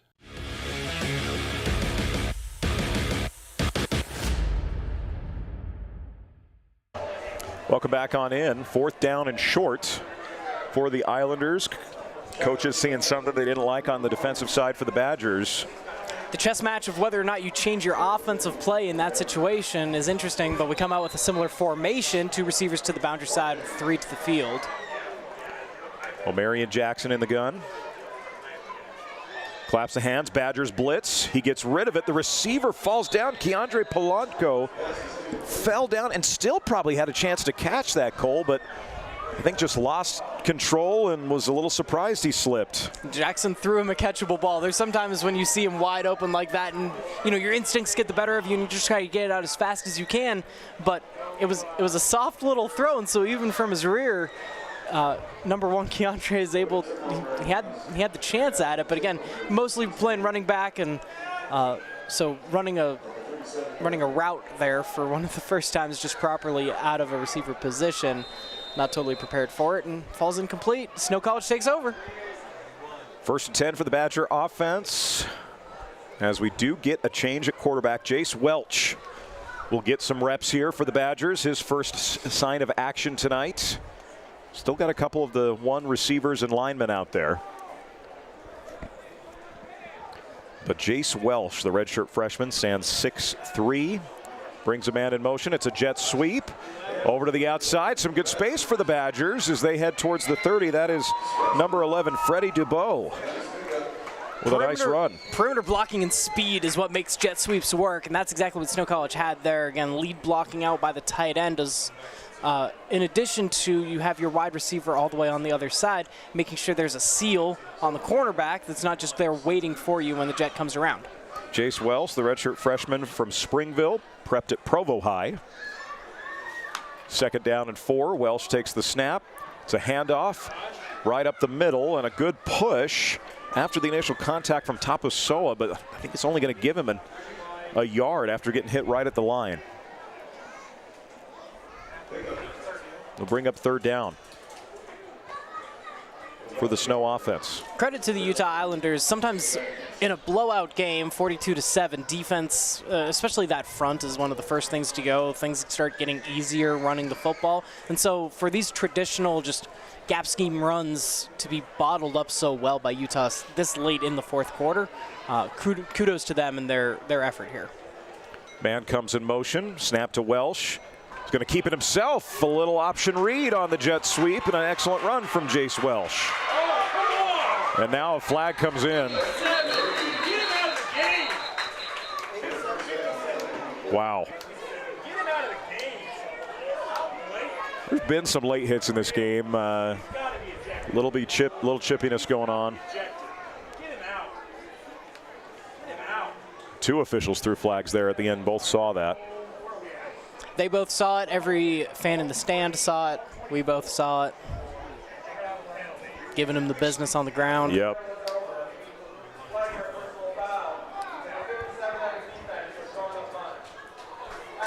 Threw a punch. Yeah. Yeah, that's automatic. Any kind of a swing, and you're going to see an ejection. So the penalty now gets the Badgers to about the 13-yard line. Yeah, they're outside the 10, so it's first. You can get the first down without getting the touchdown. Welsh, handoff Tapusoa, sheds 1 tackle, spins off of it, inside the 5 and in for 6. An excellent run from Lamana Tapusoa, his 2nd score of the night and by far his best run. You can get the first down without getting the touchdown, but touchdowns are preferable. And whenever you're bouncing off tacklers and able to make spin moves like that to put on your highlight reel, Tapusoa's 2nd touchdown of the game. So that's going to make it 48-7. PAT coming here from Hagen. Badgers now bring everyone in motion once again on the PAT. You know, they do this one of these times. It's going to be the 2-point, yeah. Kicks on its way, and it is through. So with a certain amount of time remaining in the 4th quarter of play, Snow College Badgers 49, the Utah Islanders 7 on the Mid-Utah Radio Sports Network. SnowTV and Centricom, Channel 10. My art is an expression of my identity. As an artist, my identity is everything. Every stroke I make depicts my purpose, and every signature brings my dreams to life. I am La Morena. With my style check-in account from Mountain America Credit Union, I can create with confidence, knowing I have built-in identity protection. This premium future lets me stay focused and bringing color to the world. Open a new checking account today. Make my style your lifestyle.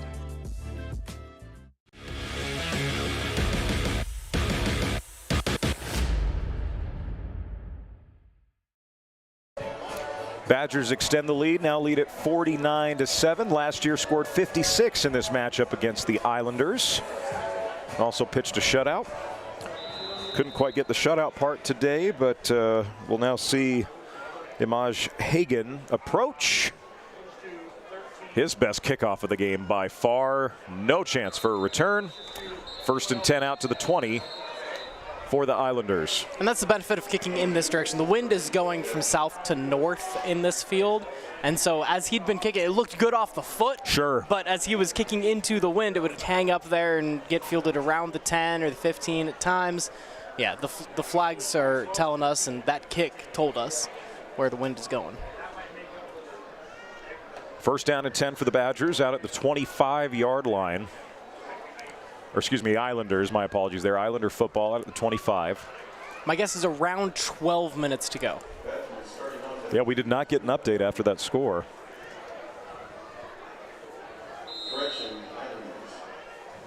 So we got trips to the right. Single receiver left here for Omarion Jackson.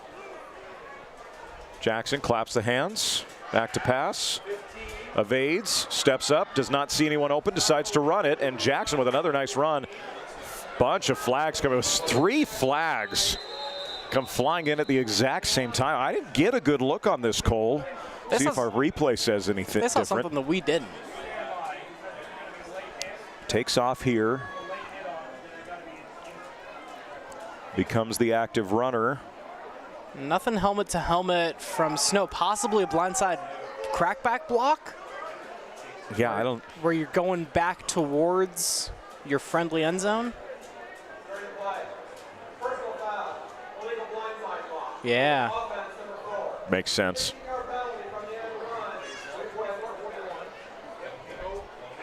And so a successful second read, second option kind of thing for Marion Jackson, who's done very well in those scenarios so far in his limited play, is called back.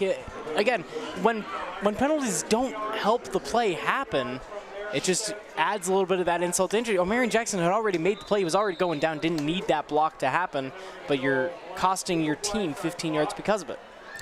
1st down and 20 now. As Jackson, high snap, over the head, takes a bounce. Jackson picks it up and then gets tackled. I think forward progress is going to prevent the safety there. But yeah, right at the 1-yard line, as close as it was going to get. Heads up play from Jackson to hop on that. Off of the bad snap. Yeah, picked it up right at the 1, so. That's a things going bad to worse. You know, things just start pouring on, and we've seen some low snaps from both teams. That situation just goes right over the head, and lucky to get it back before it falls into the end zone, and we get a safety. Jeez, so now it's 1st and long becomes 2nd and as long as you can get. Got to get to the 35-yard line, and they are just about 35 yards away from that. Jackson in the gun, single back set, 2 to either side. Badgers show blitz again. Jackson claps, blitz comes, Jackson lets it fly. It's high and incomplete. Working through the back of the receiver, no flag called because he got all contact with the ball. Still. Close. Want to say, is that 22 coming up with the PBU there? Tenny Worthen, I believe. Along with number 41, Roman Martin, the freshman corner from Tigard, Oregon. It's not every day you see an opportunity for a safety as well, but there's going to be 2 straight plays here inside the 2-yard line. But the last time there was a safety that the Snow College Badgers put out a safety was just last year against Monroe College. So it's not even been that long. Yeah. This defense is used to this kind of thing. 2 receivers to either side with a single back here for Jackson. O'Marion claps the hands. Pressure comes. Jackson looks to escape, and he will not. The Badgers, right on cue, Cole, get their first safety since last season against Monroe College. That'll put us at 51 to 7. Free kick gets back into the hands of the Snow College offense. At that, yeah, Snow College, the defensive backs were playing soft coverage, and so Jackson was just letting a longer play develop. Against this pass rush, you do not have more than 3.5 seconds to get the ball out of your hands. Well, that pass rush has been so lethal throughout the entire night. Apparently the pollen's getting lethal up here too as the sun's gone down. Beautiful night though here in Herriman. Yeah, you and I have known each other a good while now. We've worked a lot of football games together in different capacities and roles, and one of my favorite sayings ever, good old former BYU quarterback and color analyst Mark Lyons would always say, regardless, rain, shine, snow, day, night, it's a beautiful day for a football game, and certainly has been the case here today. And any day that this beautiful sport does get to be played.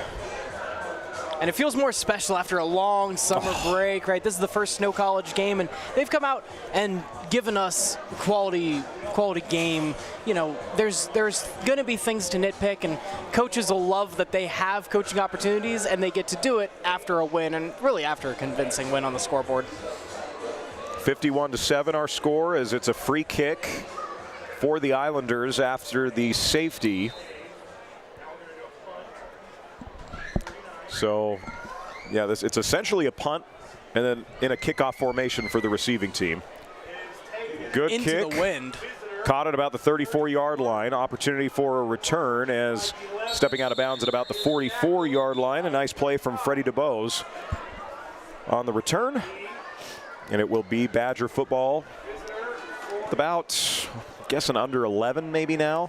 I think under 10 even. Yeah. There's been just a lot of extracurriculars that are unnecessary in a game like this. And the first game back even, yeah, you want to give your team a little bit of energy, but just too much from both sides where you're just holding on to the blocks a little bit too long, pushing just too long after the whistle is blown. 2 to either side here for quarterback Jace Welch. Stick around, we'll have our post-game show coming up. Give our Sam Pete Steel man of the game. Back to pass, Welch fires. Miscommunication with the receiver. Receiver that was in the area was Cale McCoy, the sophomore, out of Pleasant Grove. And who really knows when the post-game show will commence, because clocks are off. You're right on with that. When the clock reaches 000, which is now. Which has been for a quarter and a half now, almost. Miscommunication. You wonder if you give your receivers at this level the option of option routes like that, because that looked to be the case. Nice run from Welsh, and then a good slide to avoid a bigger hit, and he gains 4. It's a well-attended game tonight, by the way. Bleachers relatively full over on this side that we're on, and then over on the far side where your camera's picked up, those are relatively full as well. Good showing here. As you mentioned, you got a lot of parents for both squads, a lot of Utah kids playing in this game, and then the Badger faithful have traveled well from Ephraim. Yeah, and as you and I have gotten more familiar with the high school game here in the state of Utah, we do our broadcasts on Friday night from Utah County or San Pete County and beyond. And an absolute destruction on the jet sweep to McCoy, number 43, coming up with that play for the Islanders. That's Apiomoa. Massive loss on the play, and it'll be 4th down. Loss of 4. Wow. And that's the kind of play that it's none of the extracurricular that you need after the play. It's just good, solid football during the play to get that kind of penetration and get the fans pumped up for something around here. Oh, without question. Again, it's just so encouraging to read down the depth chart, see where all these kids coming from, where they played high school ball, and to be able to continue that football journey in the state of Utah. Best punt of the night for the Badgers. It's Muff, picked up at the 1-yard line. The Badgers snatch him right at the 1 for the second consecutive possession. The Islanders will have the ball at the 1, this time starting at the 1-yard line. All right, so on the last drive, I told you the last time the Badgers got a safety was against Monroe College last year. This one's real easy. The last time the Badgers got a safety now, last drive. Yeah, we may be seeing, the way this pass rush is played all game, we may be seeing back-to-back safeties here. Get to 56 one way or another, and right now we're at 51-7. 2 more will get you to 53, and then a field goal. It's a funky way to make it, but wouldn't exactly be scoregami as it is. Oh, you and I love some good scoregami. Did they say 8 minutes, 40 seconds? Is that what they said? Yeah, 8 minutes, 40 seconds. I was sitting at 8:17, so you're doing pretty good, brother. Yeah. You're doing pretty good. So now the offense trots back out here for the Islanders. Backed up at the 1. It is Jackson remaining in at quarterback. He was just sacked, looking for that second read on the last safety. We'll see if they have quick game built into the game plan here. Crowded line of scrimmage. Oh. Linebacker backs up, and now they bring 6. It's a rollout for Jackson. He tries to escape. He will get out of the end zone, hurdle a man, and then get a decent gain on the play. Talk about improvising for Jackson. Was in trouble in a hurry. And dangerously close to an Orlovsky in the back of the end zone because you've only got 10. Normally when you're a scrambling quarterback, you use more than just 10 yards in your backfield. So for him to have the awareness to keep it in and then have the wheels to get upfield, fantastic play by Jackson. You beat me by 2 seconds on the Orlovsky reference. It's always going to be him. Garoppolo's done it since. Even though Garoppolo did it, yep, that's right. I was just going to say, even though it's been done since, and Orlovsky thought his days were over, nah. When you do it on an 0-16 ball club, that is the image of the 08 Lions. Was Jimmy a Raider when he did it? Or was he a Ram? I thought he was a 49er still. Okay. But we know it was Garoppolo. Right. Empty backfield for Jackson here. Badgers will just bring 4. Jackson gets rid of it, but a low throw. Had a receiver open. Coming out of the backfield, able to get some separation was Polanco. It's been a rough connection between Jackson and Polanco in the receiving game so far. He has those skills with the ball in his hands, but getting it there, it's been a struggle. So 3rd down and 4 here. So definitely not the disaster we thought it could be for the Islanders being backed up. Jackson making something out of nothing. And makes it, and it'll still be a manageable 3rd down. He gets that pass to Polanco, you're probably looking at a first down, a pretty easy first down. And you really want the first down, especially, I mean, backed up. The punter will have his full range, but he's punting into the wind going in this direction. 3rd down and 4 for Jackson. Badgers show blitz yet again. Will bring it. Jackson with the snap loses control, is going to get brought down forward. Progress will get him at the 1. So back to where this drive began. 4th down. Snow College begging for the safety because it's, you know, the coolest symbol that you can do in sports. Just clap the hands above your head in a skull-like formation. But yeah, he trapped just outside of the end zone. But now you lost all that buffer room for your punter, and he is going to have an abbreviated run-up. Ball on the 1-yard line. Simulated pressure is a very interesting thing to keep track of in football nowadays, but when Snow College walks their linebackers up, a lot of times they don't walk back very often. They are bringing it, and it's been so effective against the Utah Islanders today.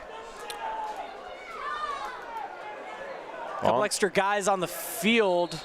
They get the punt off, a bunch of flags. Yeah, these are our 2 back judges. They saw Snow College didn't get the 12th and I think maybe 13th guy even off the field in time. Coach Erickson not going to be happy about that.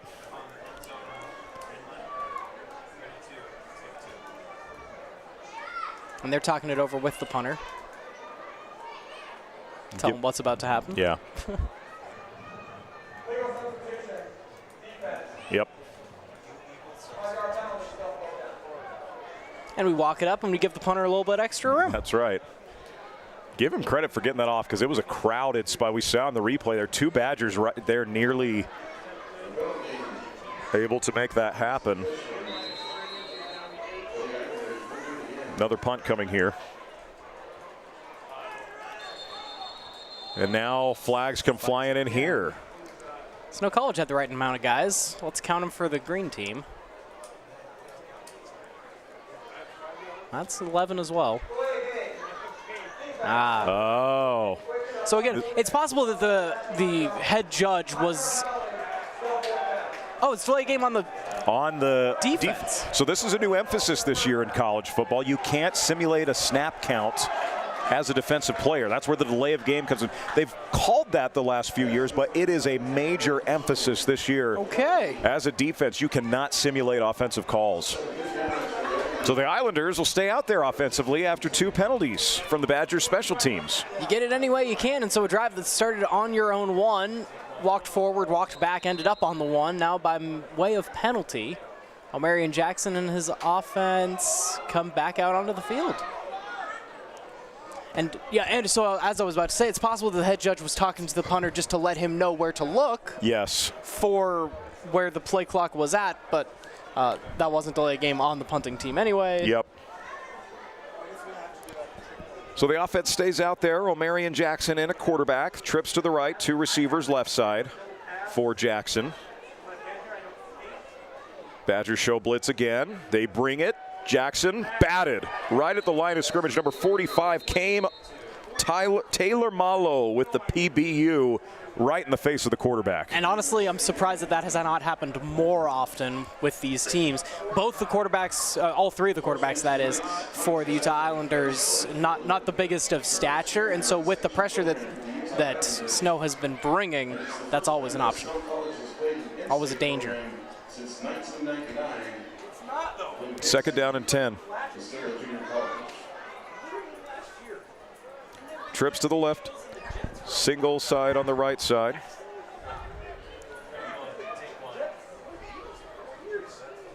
Jackson. Badgers show blitz. Claps the hands.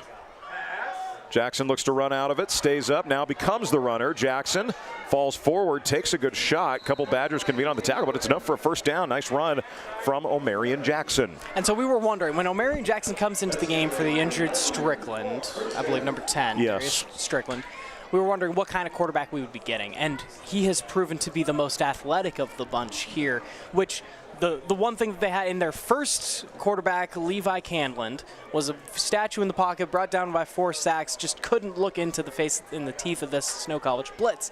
You get your second quarterback in there, and he has the live arm, and he's just chucking it deep, and he's trying to make something happen. Here you have a different way to deal with this blitz, as Jackson has been able to dodge defenders in the backfield and turn into scramble drill situations. Trips to the left, single receiver right with a single back for Jackson. Badgers again, sneaking a few up to the line. Corner now backs off. Badgers just bring 4. Jackson to throw, and the Badgers are going to get him with 4. A flag comes flying in. The sack by number 90, Caleb Miller, the defensive tackle, as he's being hyped up by his fellow defensive lineman. See what the penalty flag is. I would guess this is... So a different player had the penalty. So that gives the Islanders a first down. Cole, do we got an estimate on the time? We're somewhere in the neighborhood of 5:30, I would guess. Yeah. Had a lot of penalties, stopping clock too, yeah. So that's... It is a full-time job. You know, I've added admiration for whoever is running the clock. Now, it's probably their only job. They're not usually trying to also analyze blitz coverages and things like that, but... First down and 10. 2 to either side for Miller, or Jackson, excuse me. O'Marion claps the hands. Badgers bring 5. Option read. They give it back to the running back, and he goes nowhere. Taken down, number 97 for the Snow College Badgers, Meke Fasotualoa, the freshman D tackle from West Jordan in Copper Hills High School. We've seen Snow College running backs take advantage of that second opportunity where you went into a brick wall at first and you change your direction, change the field around on you. That time, nothing doing as Snow continues the onslaught in the backfield. So a loss of 4 on the play. Second down and 14 for the Islanders. in a 51-7 game. 4 minutes remaining now. There you go. Quick moving fourth quarter until these last, I feel like these last few minutes with the penalties have maybe slowed things down a bit. But Islanders will probably be their last possession of the game regardless of how this goes. Did Joe just say that? He did. I did not hear him say that. I just saw you point at him. 2nd and 14. Jackson claps the hands, back to pass. Badgers only bring 4. They get after him, run to the right here for Jackson. He loads up, fires across the field. It's intercepted. 40-yard line, 35, 30, 15, 10. In for the pick 6. Number 40, the free safety, Kolus Latu, and a flag comes in. 3 different flags have come in after he was in the end zone, so we're going to see either celebration. One was right along this Utah Islanders sideline. I don't know what kind of frustration was being exhibited there, but the other 2 in the end zone after the touchdown is scored. I mentioned before, one of the cardinal rules of quarterbacking is to not be late towards the sideline. Number 2 or 1A, 1B right after that is do not throw across your body when you're scrambling back to the middle of the field, and that is exactly why. So this will be interesting. The entire officiating crew is sorting this out. So we'll see what the ultimate call is here. Coach Erickson's getting an explanation. This is a long conversation, and I would imagine most of the infractions happen after the play is. And now, like I said, 1 flag came out before he was in the end zone, so it's not going to be true taunting after the play is done. There's 1 flag to sort out that we can still see on the ground right in front of the Utah Islanders bench. That we'll see if it has an impact on the game. True, yeah. This is fascinating. Second official has now come over to talk to Coach Erickson. We've got an official coming over to the Islanders sideline to join the one that's already here talking with their coach. Meanwhile, the clock somewhere, if it was 4 minutes at the start of that play, imagine only about 20 seconds ticked away. Yeah. So we're looking at 3:40-ish. Result of the play is a touchdown.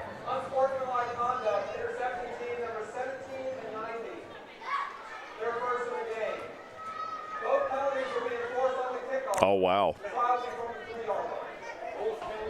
So penalties enforced on the kickoff, according to our explanation. So the pick 6 stands. That means you're walking back. So both are on the intercepting team, which is Snow College, which means your normal kickoff. Now in college, I've done too much high school and been watching too much preseason NFL.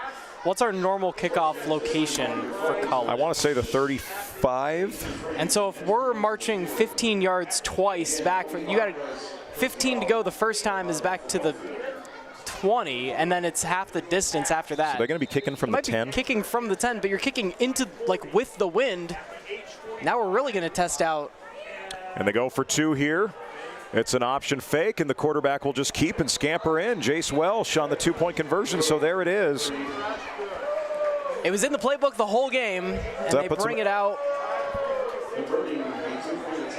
Now up 59. And if they were up 57, and that's when you decide to open up the playbook. You start piecing some things together. We're closer than everyone on the other side of their TV screens, but we're not close enough to know what the dynamics are between the 2 teams. When you have 2 tauntings and then that kind of action on a 2-point conversion, you wonder just how much the Utah Islanders have been talking in those scrums, on those late hits for Snow College to want to make a statement like that. Sure. And they're lining up, they're putting the ball down on the 10-yard line, and I am genuinely excited. We've seen some big boots, and with the wind, I want to know if we can get to the end zone, get a touchback here. They just made an announcement with the timing. And it's like you said, it's got to be not that far under 4 minutes, given the last announcement. So kicking from the 10-yard line. Here's another first for me, Cole. Watched a lot of football. Never have seen a clock operator have to be fired. I don't know what word to use. Relieved of his duties mid-game. Fired guy, if you will. But Ryan did not start the fire. A kick from the 10. Yeah, that's never seen this before. And now hopefully we can match it with a touchback from the 10. Hey, if Cam Little can hit a 70-yarder, it's got a lot. A good leg that's going to be fielded about the 24-yard line. So a good boot, return opportunity from the Islanders. DeAndre Randolph going to get up to the 45-yard line. So overall, good return and good position here for the Islanders offensively. With under 4 minutes to go in this one. You know, it was interesting. I did Juab Payson last night, and Payson, quarterback, on the first play of the game, made a throw back across the field, similar to what we just saw with the pick six, except his guy was all alone. Took it down to the 5. It's the one time you make that throw. As if there's no chance of anyone coming in front of it. We do have another quarterback change, I believe, if I'm seeing It looks like they're going to put Candlin back in. He started the game and now appears to finish it. Low snap, Candlin handoff right side to the running back. Tripped up. Not a lot of room to operate. Good job by the Badger front 7 as Darian Summers was the ball carrier. 2nd down and 10 coming up. And that was unfortunate when Jackson's helmet popped off and Candlin had to come in for one play. It was a low snap and he couldn't really do anything with it. So now we're just giving him a couple more reps here towards the end of the game, just to, get some more confidence to see who your starter is going to be moving forward in your schedule. Islanders will play a handful of other community college and club teams. 2 receivers to the left, tight end with a receiver to the right. Single back set here for Candlin. Candlin takes the snap. It's a handoff, and the Badgers just swallow it up. Right down the middle, number 29 coming up with that tackle. Tianekuma Atuawa, the freshman linebacker from La EA. Excellent TFL. Back down, a loss of 5. There's Met in the backfield, and then there's Met at the mesh point. That's what we just saw. Snow College just unrelenting with their pressure. Looks like we got a timeout. Oh, would you look at that? The 2-minute timeout has occurred, so we'll take it and be back. It's a Central Valley Medical Center timeout on the Mid-Utah Radio Sports Network, SnowTV, and Centricom Channel 10.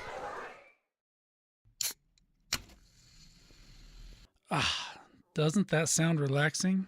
At Risk Managers, we want to help you always feel that relaxed. So when you hear this,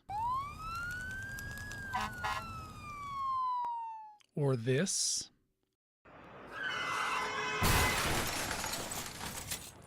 or this, you know that you're protected. Peace of mind insurance solutions for individuals and businesses so that you can always sit back and enjoy your drink.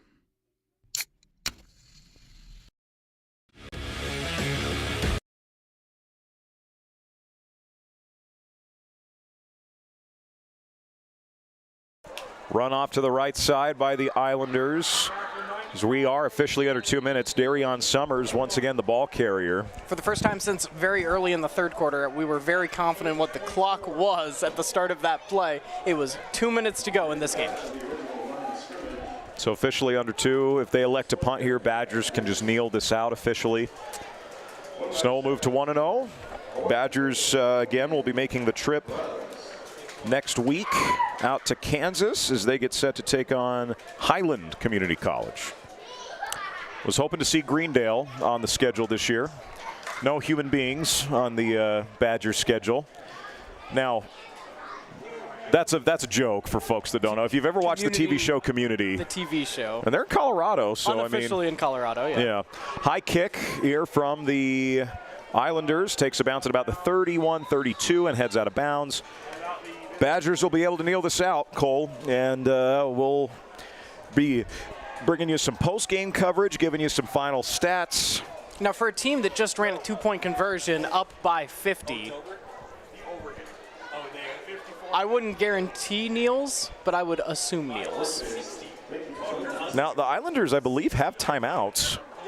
I don't know that they've used any timeouts here in the quarter. I think the coaches are so unsure of what the clock situation has been that no one's called a timeout to play with you it. usually call a timeout what? Play clock expiring, seeing something you don't like. Right. So Badgers do come out. This does look like a victory formation here for Snow College.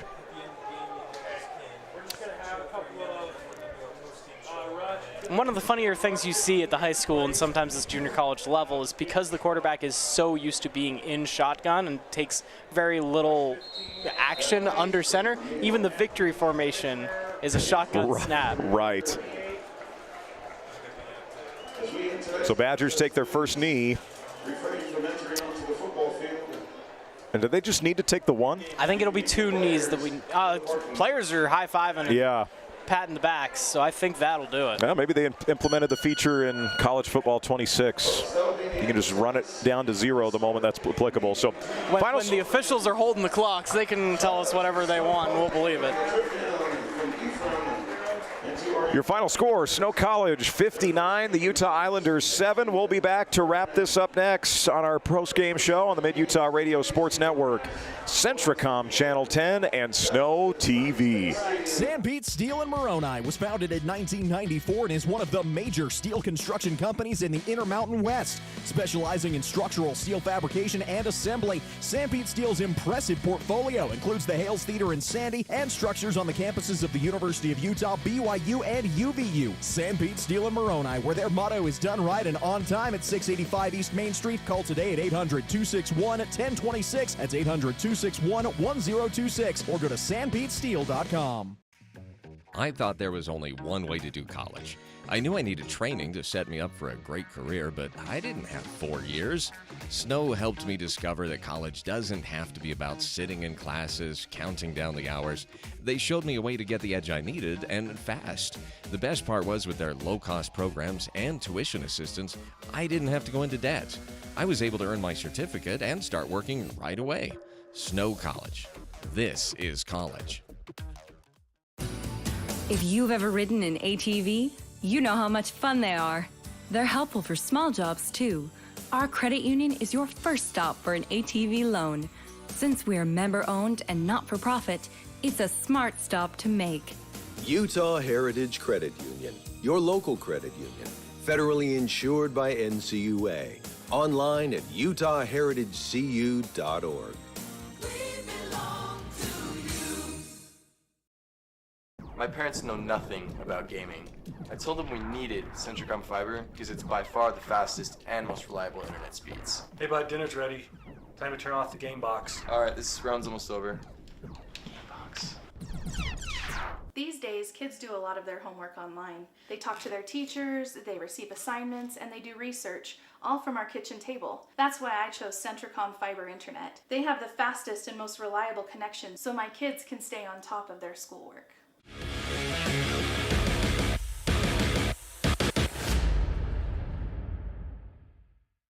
Welcome back on in your post-game show as the Snow College Badgers get their first win of the season on opening night. The 6th-ranked Badgers take down the club team Utah Islanders 59-7. It was a drubbing from the get-go. Badgers ended up taking a 28-0 lead, and then one score from the Utah Islanders came late in the quarter and then before halftime, and then after that, Snow ran away with it even further, Cole. Yeah, things got a little bit out of hand throughout the second half. There was already a commanding lead going into halftime, but as things started ballooning away from them, the Utah Islanders had a couple drives where they were in the shadow of their own goalposts. They couldn't quite get out of it. Snow College, just again, an unrelenting defensive presence all game, was able to hold the Utah Islanders to just basically one play of successful offense during the whole course of the day. Let's go over some quick stats. Cole, first downs, Badgers 18 first downs to the Islanders 11. I think that's closer simply because when it comes to Snow, they had some short fields. They had a punt return for a touchdown. You had the safety when it came to getting points. So, yeah, overall, let's go over yards, total yards. 278 for the Badgers was all in terms of yards, but held the Islanders to 140 in the yardage category. So yeah, that's 38 rushing yards on 35 rushing attempts for the Utah Islanders, averaging slightly more than 1 yard a carry. 1.1, yeah. Looking at that. Overall, let's look at... and of the 102 receiving yards for the Utah Islanders, 71 came on one play. Yeah. Yards per play, Badgers 5.3, Utah 2.5. So Badgers certainly doing a much better job on that play. Turnovers, yeah, I was just going to get to that. 4 for the Islanders. Yeah, that pick 6 at the very end too. Snow did throw a pick off a tip ball, so kind of a, you don't ever call those fluky, but there's a lot of variables that go into those kind of plays, right? It's not like a quarterback threw it directly to a defender, the right? Poor decision making that it was to throw across your body on the pick 6, exactly. Third penalties. Badgers go 13 for 103. Islanders 10 for 116. Got to keep that well below 100, if not below 50, going forward. Yeah.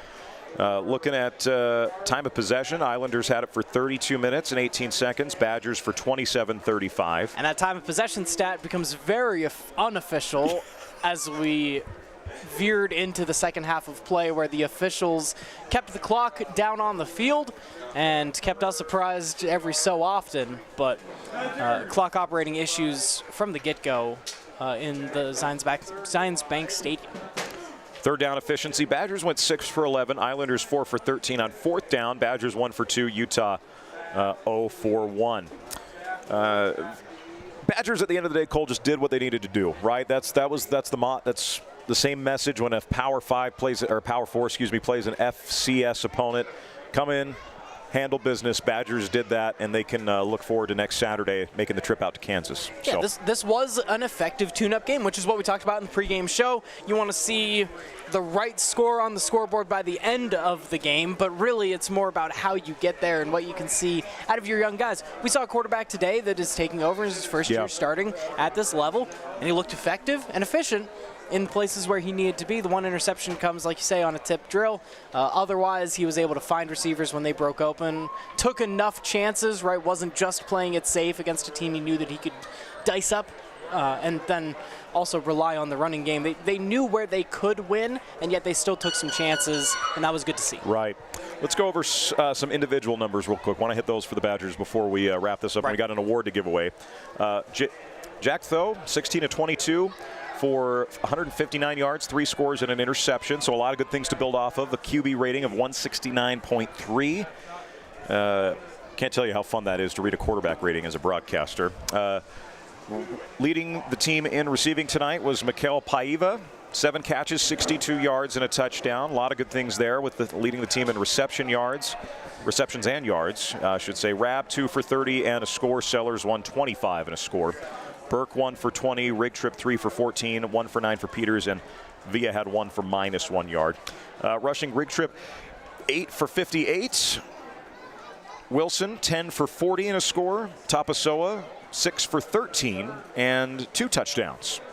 Welsh also 3 for 11. Coming in, more of a dual threat guy. I think if you ever see Jace Welsh take that over. DeBose 1 for 6. McCoy 1 for -5.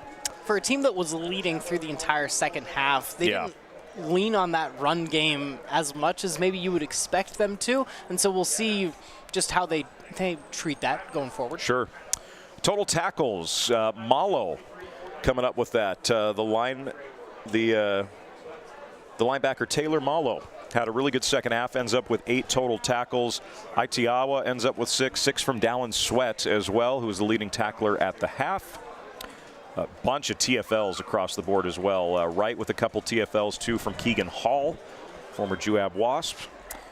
Sacks, 2 from Wright. He had those at halftime. Kafusi had a sack, Hall with a sack, and Saw ended up with the sack in the second half there. Malo and Moon both get half sacks, and it's going to be one of those guys that got the safety as well that was a sack in the end zone. That's right. Pass defense, interceptions from Martin Alessandro. Kind of a redeeming play for him after giving up the touchdown early. And then the pick six to end the game was Kolose Latu with a 45-yard pick six. Dallin Sweat had a PBU. Malo had a PBU. Alvarez, Worthen, and Robertson all with PBUs. And when we look at special teams, Robertson's punt return was, Badger fans, you got something special returning punts this season. That's going to be a lot of fun to continue to follow. So those are your individual numbers. Cole, let's give away our Sam Pete Steel Man of the Game. Sam Pete Steel, done right and on time. The Steel Man of the Game is given to a player who makes a tough, gritty play, changes the momentum of the game. Any nominations you'd like to throw out there? Let me name 3 names, and I'll let you make the final decision. Ooh, I like it. You want to bring one else to the board. Junior Kafusi had one particular sack early in the game when things were less certain. You know, things were going back and forth. Like we said, they traded punts at the very beginning of the game, but there was a sack and forced fumble that happened deep in Utah Islander territory that set up an easy touchdown. That when I think of Steel Man, he was able to get in there, cause pressure all game long, but that particular play being a turnover and then setting up a short field and a touchdown. Play of the game just would definitely go to Jaden Robertson and that punt return touchdown, clearly. And then also Kolose Latu is able to get a pick six to salt the game away at the very end of the fourth quarter. Those would be my sort of key points that I would highlight. You're making my decision tough here.